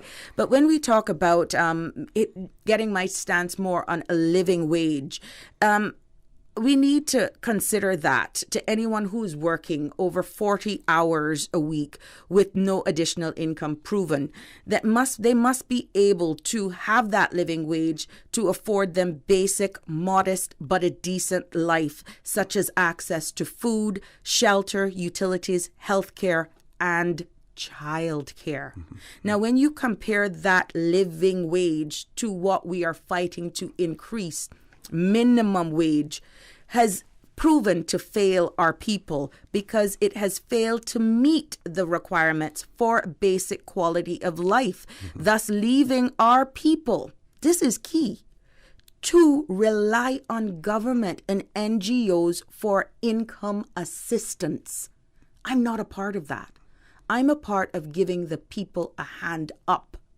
And we cannot, if you don't understand the difference between a living and a minimum wage, and don't put other regulations in place to stop or to even consider as a female, when you look at even the custom tariffs for the amount of duty-free products that are in there, check how much is for duty for feminine hygiene products, baby stuff, formula.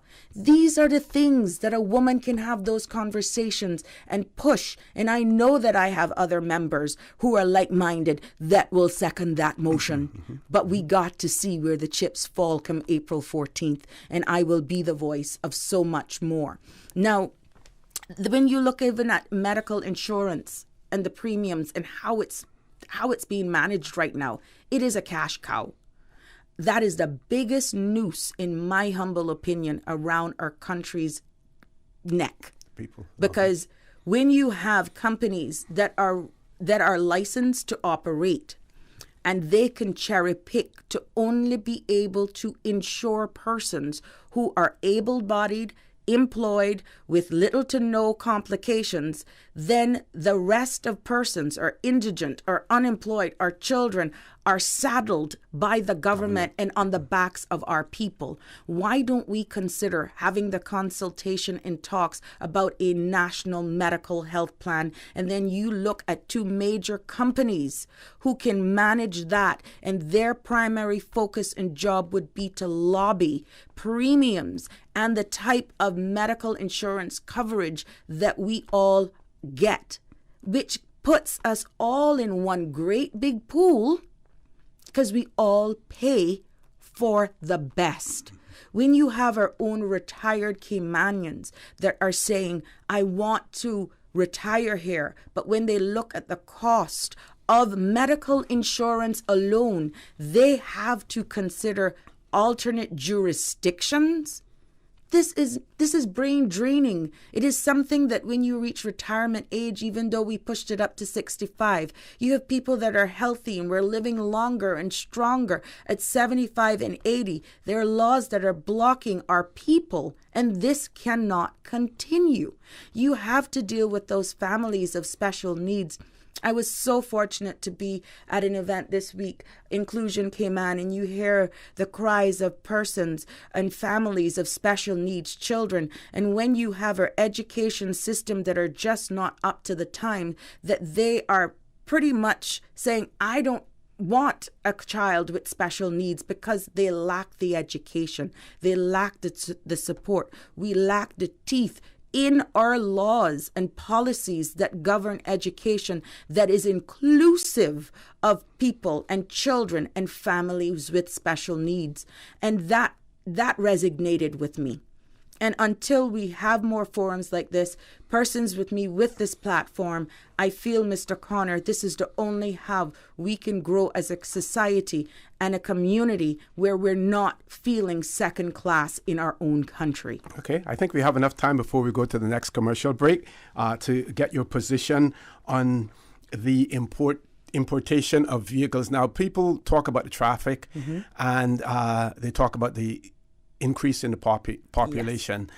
And I don't believe that the importation of vehicles into the island has a direct correlation with the amount of people who come to the island or who are coming to the island to work.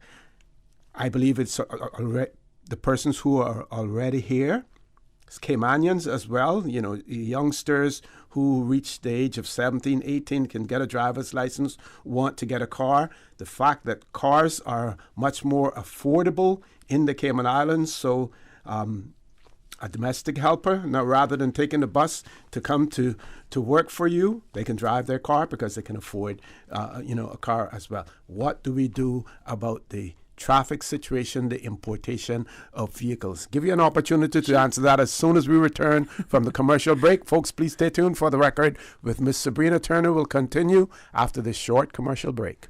Did you know the third most important factor for customer retention is cleanliness? With 95% of shoppers saying exterior appliance influences where they decide to shop. Keep your business clean with Roper's Janitorial. From offices to restaurants, interior and exterior, walls to rugs and flooring. Roper's cleans it all, including 24-hour emergency service. Roper's Janitorial, 949-2511, or email janitorial@ropers.ky. Dress your business for success with Roper's Janitorial. We make your business shine. 949-2511. Roper's, providing products and services for better public health. Did you know that defective airbags can cause serious injury or even death if not repaired immediately? Right now, millions of vehicles around the world are under recall for faulty Takata airbags, and yours could be one of them. At Vant Motors, our priority is to make sure the Toyota or Ford you drive is safe.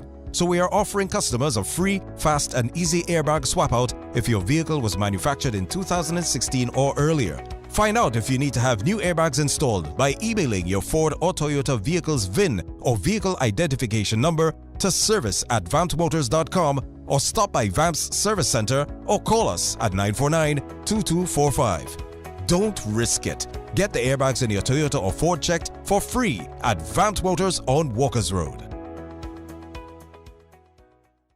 There's nothing like the smell of freshly baked bread. The warm, inviting aroma, the fresh and natural taste, just like homemade. 100% all-natural, additive-free bread. Enjoy fresh and natural tasting bread from the iconic Caribbean Bakery. Always delivered fresh to your favorite supermarkets island-wide. Forget the imported frozen and thawed and enjoy our freshly baked selection of quality breads and pastries. Try our classic white and wheat sandwich breads, coconut and raisin breads, hamburger and hot dog buns, and a great selection of pastries. Feed your family fresh with Caribbean Bakery. For the record with Ort Connor. Initiating system. For information that matters. For the record with Ort Connor. Continues right now on Radio Cayman. Good morning and welcome back to For the Record. It is my pleasure to have in the studio with me this morning Miss Sabrina Turner.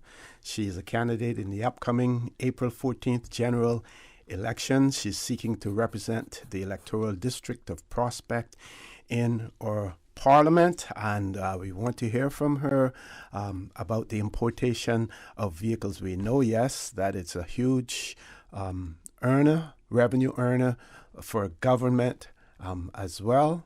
So those are some of the things that have to be taken into consideration also. Ms. Turner, over to you. Yes, this is one of the topics that came up on the Chamber Forum, and it ties in with a number of other issues in regards to mass transit and providing a demand for a proper regulated mass transit system.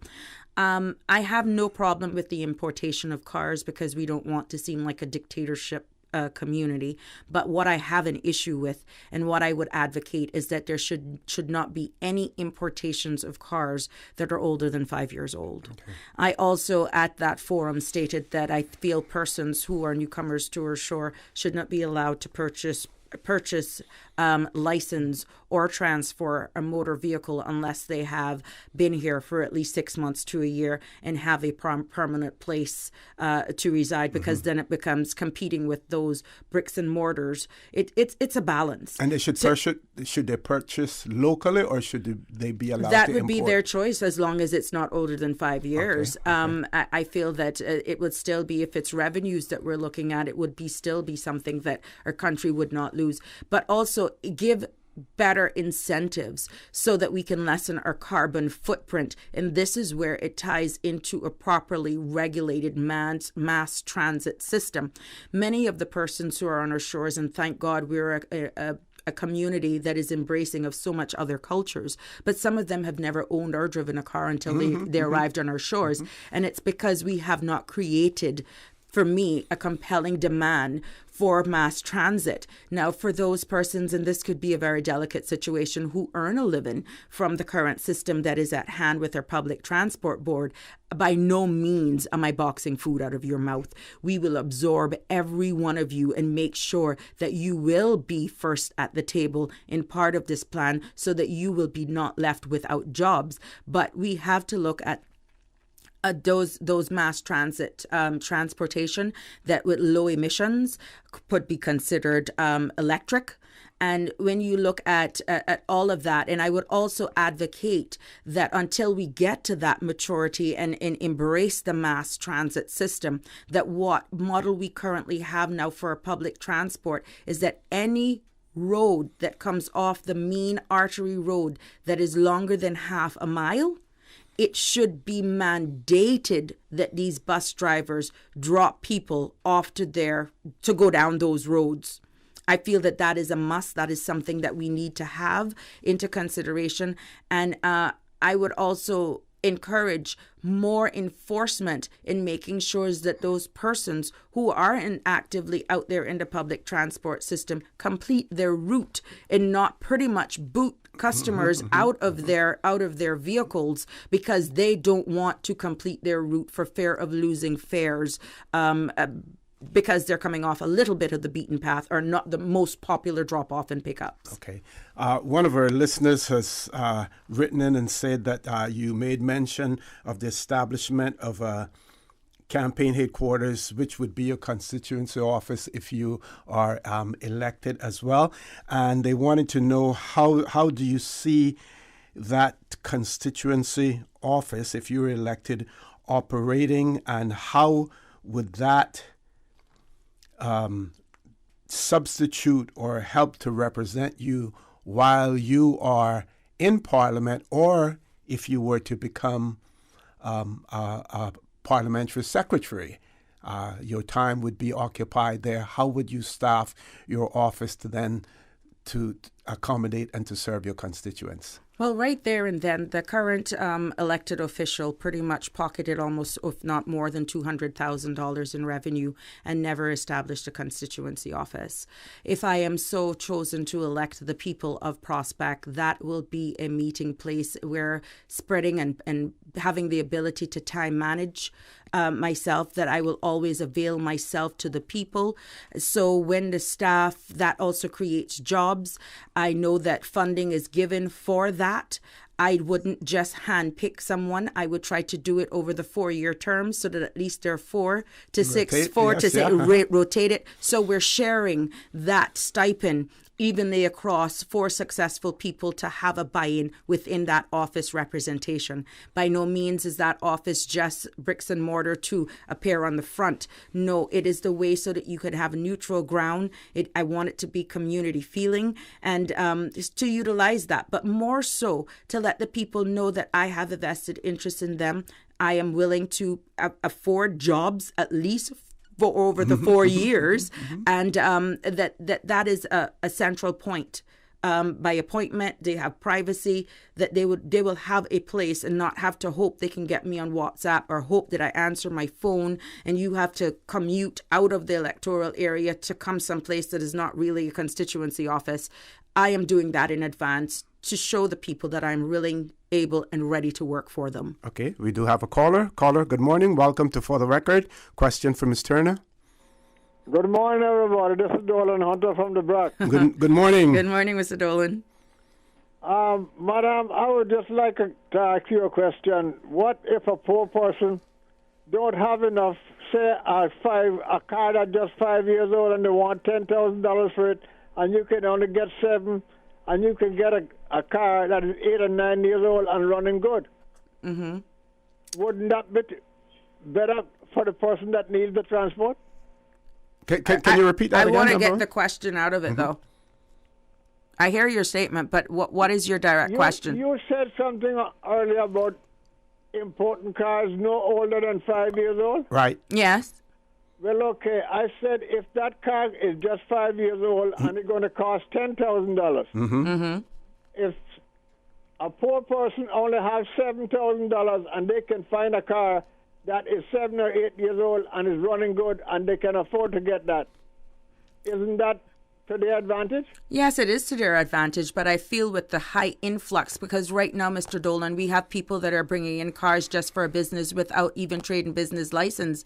I feel until everything is absorbed, the key focus that we're looking at here is lessening our carbon footprint, not by any means putting those persons in a lower ability bracket in order to purchase a vehicle behind the 8 ball by any means. But I feel right now our market is so saturated with vehicles that are available to the market that anyone in that lower income purchasing power will be disenfranchised by any. What I'm trying to do is alleviating the amount of more motor vehicles coming in.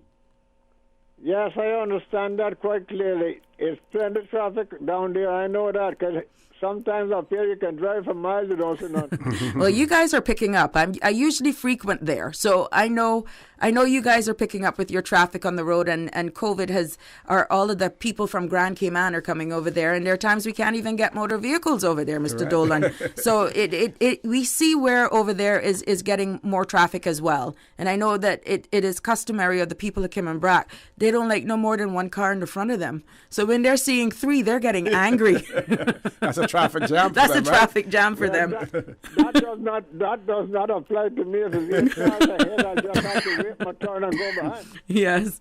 I'm used to salt spray and crab catchers on the road for me over there. But you still are ahead of the ball game, in all honesty, and that's why it's so serene over there, because you don't have the heightened emissions that we have over here in Grand Cayman, Mr. Dolan. And that is something that we all need to do our part to embrace and protect. Yes, ma'am, but I still say that poor person should still have the chance to get their car for the money that they can afford. You will be able to. You will be able to. But you would have to buy it locally, but you would have to buy it locally, then bringing it in, sir. That's all I'm saying. Okay, ma'am. I just said the way I said about it, and you said yours, so you all have yes. a good day. I'm still listening to you. We're on even footing. Thank you, sir. Thank you very much. Bye-bye. Okay, one of our listeners has written in and said that you mentioned a carbon footprint before, and what would be your position then in terms of the importation of more electric vehicles and any additional incentives other than what's in place now? Yeah, I said it. Would you introduce I that? I would encourage and incentivize, even from having talks with the insurance companies, where you could actually have the discussions with the insurance company to give them a better competitive insurance premiums, and also look at even how you regulate or work with the retailers of those electric cars, the concessions, I hate that word, or the breaks in custom duties, are it truly passed on to the purchaser. And that's where we need some sort of consumer protection as well, whether we want to start that off with certain importations of particular products, so that we can really measure and document that the savings of these breaks in customs duties is genuinely passed on to the customers. Excellent. It all is collaborative and working hand in hand, because it is a quid pro quo approach. If we want to get out of this, we're talking about diversifying our economies and all that sort of stuff. Even on the forum, it came up about supporting a national lottery.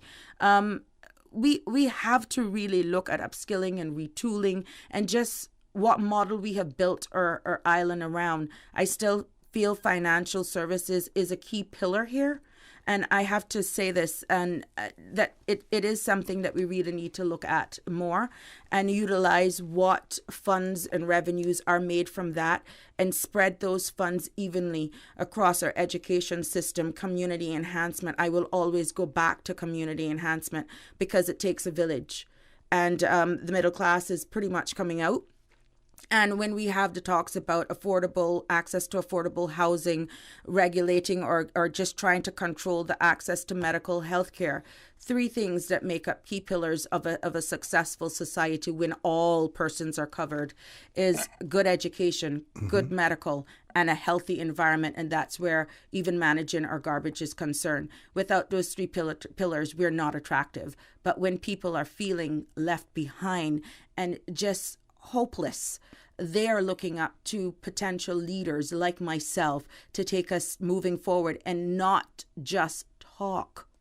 You can put up good talk and yield nothing, and that is why that is why I'm putting myself out here, because I feel what I bring to the table, not only as a female, but that perspective that comes with the pleasure of being a female on this God-given earth, that I would add value, texture, context, on even footing for the betterment of our country and our people. Okay, we're going to take our last commercial break for the morning, and if persons are interested in calling in, we're going to close the phone lines off around about 10 minutes to give you an opportunity for closing comments as well.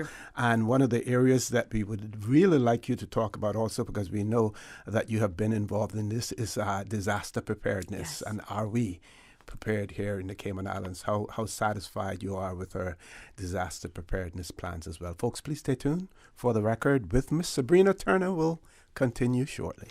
Green Turtle, modern solutions to get you through the new normal. Download the Green Turtle app now and top up yours or a loved one's phone with any mobile carrier in any destination. Home delivery of laptops, tablets, phones, accessories, and iTunes and major online retailer gift cards. And now, home deliveries of groceries and courier service. Guaranteed delivery within 2 hours from 9 a.m. to 3 p.m. Visit their list of products at greenturtle.ky or download the Green Turtle app today. Green Turtle is not only the future of mobile, but today it can help save a life. Take a ride on the Green Turtle Express today. Download the Green Turtle app. The future of mobile, saving lives today. What's that? No sugar, same amazing taste? Coca-Cola Zero Sugar is here to stay. Classic taste, pure satisfaction. Be sure to stop into any Tortuga location and get your own case of Coke Zero. Or grab an ice-cold one straight from the cooler. Brought to you by Tortuga Distributors Limited. Coca-Cola, taste the feeling, Cayman. Honey, our fridge has stopped working again. Everything in the freezer is melting. We need to get this repaired right away. I'm calling Brand Source Service.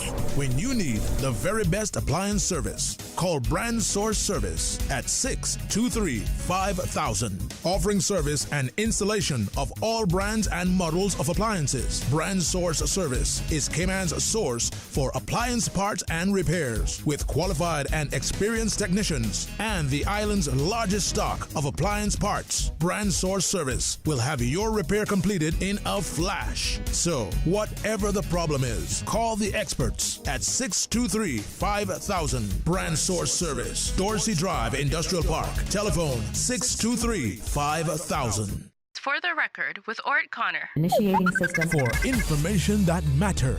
For the Record with Ort Connor. Continues right now on Radio Cayman. Good morning and welcome back to For the Record. In the studio with me this morning, Ms. Sabrina Turner, a candidate in the upcoming April 14th general election, seeking to represent the electoral district of Prospect in our parliament. We have two callers. I believe those will be the last two calls for this show this morning. First caller, good morning. Welcome to For the Record. Do you have a question or a comment for Ms. Turner? Yes, good morning. Good morning. I know the difference between a living wage and a minimum wage, but how would you lower the cost of living by increasing the cost of labor? How would I?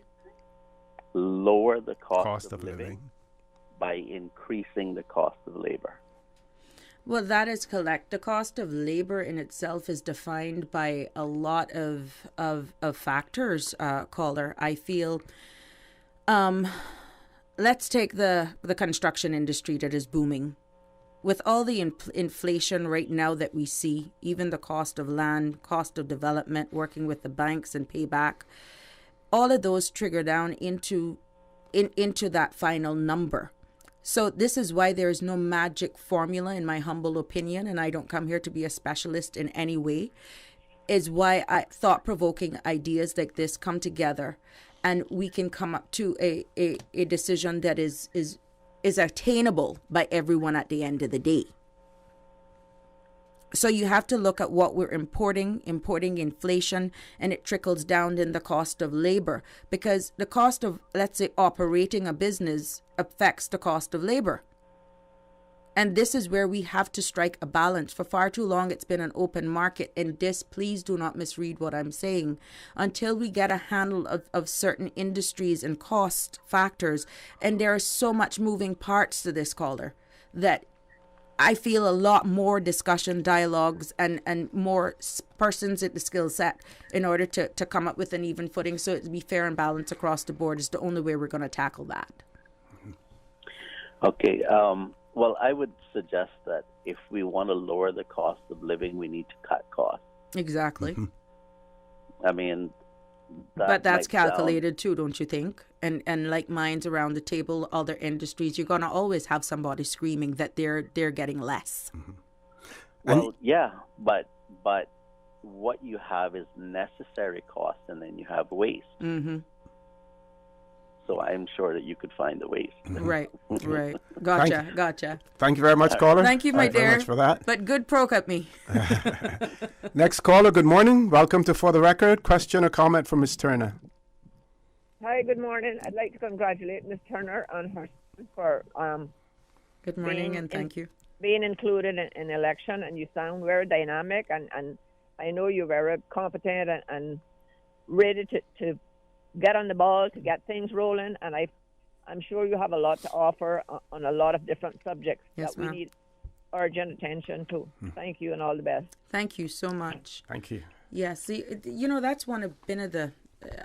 I always said here to keep my younger audience when I was on the Business Buzz that I always dream of being a ballerina, but that didn't work out.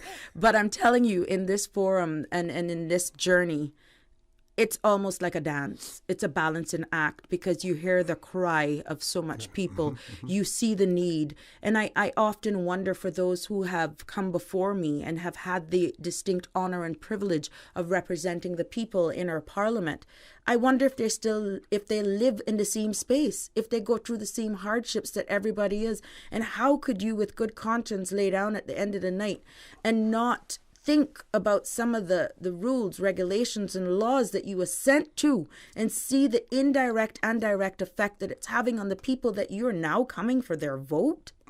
I grapple with trying to understand where the human element is slowly but surely disappearing. It appears after elections, but I will not be one of those people.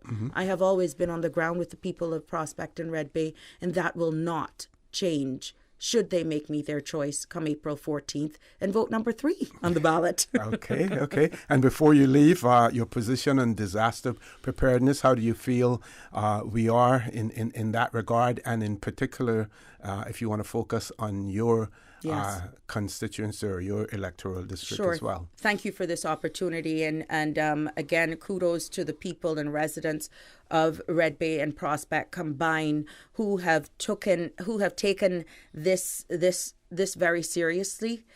Through that Red Bay Prospect community chat, we maintain our training thanks to hazard management and Danny and Mr. Boxall Simon. And where Prospect Red Bay is concerned, we are ready. We have tools and access to resources at our disposal. We are certified in order, and we have a mandate just by doing a course of 12 weeks to respond to our immediate needs of our constituents. And we are able to assist in other districts as well who may not be as organized and as structured as we are, to also lend a helping hand to our neighbor if we need be. I feel from a constituency level that should that a natural disaster is upon us, that we have the blessing and trust of hazard management and the Red Cross alike, that we are capable and have sufficient manpower on the ground in order to respond and have a positive impact in helping our people. Now, nobody prepared for this pandemic, and I know that we have all been shocked, our medical staff, and I still have a personal place in my heart for all of the medical personnel and the professionals who have guided us so gracefully. But we forget many a times that they're human beings as well. And we're prepared for that is concerned. I feel with and how much we have known about this pandemic and how we've handled it, which will come with a cost, however, but we are blessed. And I feel that if we weathered this far for almost a year, it just shows the size of our jurisdiction and how we're able to manage this, that we are able to deal collectively with all the resources that are out there to overcome any adversities or natural disasters should it present ourselves on our shores. Question, and this one is from me. How has working with your community, doing the CERT program and everything, how has that helped you to almost know some of the specific need of your constituents? How has that worked? How has it enabled you to know about them? It has enabled me because that training has created an awareness in me that was never switched on until after I undertook and completed the course. In driving through the community, you're constantly looking at hazards. We're looking at vulnerabilities, and we get to know and are automatically embraced by the residents so that we have a pulse in our persons who are in need. So just by enhancing that, we're triggered to see where there's a hazard, and we know the resources that are out there, or someone is vulnerable, right? And we know those areas that are hotspots. We have suffered for years with flooding. Torrential rain, we have a problem. There are some houses and structures that still needs that are more vulnerable than others. However, those are in small pockets, but they're still people within our constituency. But that training has allowed me to get a better grip on understanding the true needs of the people and who is more at risk and are vulnerable should there be any natural disaster. But it takes the buy-in which I've had from that community to make that work. Okay, and of course, the final question before you leave us today, and for those persons out there who may be doubting Thomases, and you will have those. Yep. That's okay. We have to respect everybody. What would you say to them? Tell them why they should elect you and entrust you with their vote for the electoral district of Prospect. The people of Prospect has known me to be on the ground and giving of myself. This doesn't just come out of left field now because it is a campaigning season. I have been on the ground for almost a decade. I am responding wholeheartedly to a resounding request of the people to put myself for political office, which I feel is a noble calling and one in which I will embrace. I feel that it is incumbent, and I said this at the beginning, of me to lead with purpose, courage to speak the truth, and represent with respect of the people's wishes. I have chosen to run as an independent candidate to represent the people of the electoral district of Prospect, but I'm also finding it that I'm now redefining what a true independent is. And based on what is seen, you have taken a risk and have given others before me a chance. Why not take a risk with someone who has a proven track record of knowing the needs of our people, have had the proven track record of my ability to lead with collective persons within the community free of charge because it came from a good place where building a community has set the standard and set the bar of what community and neighborhood is. Why not give me the chance to bring that female perspective to the forefront and represent all? But that is only possible by the people of Prospect. I give them my word, and they should go out in resounding numbers and make it a landslide come April 14th and vote number 3 on their ballot. Sabrina Sims, Sabrina Turner, Sabrina Fennell, and I know you still call me Fennell. It's one and same, but now legally I am Sabrina Turner. I am happily married. I have 2 grown adult sons, and I see the pain and I hear in their voice the doubt that they have. And your photograph is on that ballot paper too, right? My photograph is on that ballot paper, and I've been modeling, as you can see. That's a little weird for me because I'm really not out in the forefront, but I want people to really come out. I want them for their voice and exercise their democratic right. I do not want anybody to settle and sell their vote just because right now for 4 years you've never seen your representative. I've been on the ground for 10 years. For 4 years, you don't even know what that representative looks like until now that they're trying to tell you that they can justify their seat because there are a lot of light poles in Prospect. That is not a true mandate of the government. That's just an example. That is very little, and I feel it's a public insult to the people in which you have elected, or the person you've elected, to think that just doing light poles is sufficient when you have children passing the road that are just a disaster waiting to happen. I have the proven track record. I have the support. I have the buy-in of the people for 10 years. Can you imagine what I would be able to do should you make me your elected representative? My continued investment in you only stands to prove that I am in this to win it, and I will represent wholeheartedly by making that investment in providing you with the headquarters ahead of the game, so there's no thinking as to whether or not there's a place or will there be a place established for you to come to as a constituency office. I am willing, able to represent you, the people of Prospect, but only you have the key to that door. Folks, thank you so much. Thank you very much. And again, congratulations on your nomination, folks. That was Miss Sabrina Turner, candidate in the upcoming April 14th general election. She's seeking to represent the electoral district of Prospect in our parliament. I want to thank you. I want to thank all of those persons who called in as well. I also want to remind you that we are our brothers and our sisters' keepers. There is always someone out there who's less fortunate than we are, and I ask you to extend a helping hand to them. If you can't do that, then I suggest you donate to a worthy charity, because we always want to consider those who need, not necessarily those who want or even those who crave. So I say to you, have a great day. Continue to support your radio station, Radio Cayman. Join Sterling Dreaming Bikes at 12:15 for Talk Today. And as usual, we ask the good Lord to bless these three beautiful, wonderful Cayman Islands. For the Record is brought to you by Vamped Motors, the only authorized Ford and Toyota dealership serving the Cayman Islands. Coca-Cola, available across the Cayman Islands from Tortuga Distributors. Accept no substitutes. Taste the feeling with Coca-Cola. Brand Source Home Gallery, inspiring luxury. Caribbean Bakery, made Cayman fresh. Also brought to you by Ropers Enterprises, 122 Industrial Way. Products and services for better public health. Green Turtle. Take a ride on the Green Turtle Express today. Download the Green Turtle app, the future of mobile, saving lives today. The Ministry of Commerce, Planning and Infrastructure, and by West Bay Pharmacy, taking care of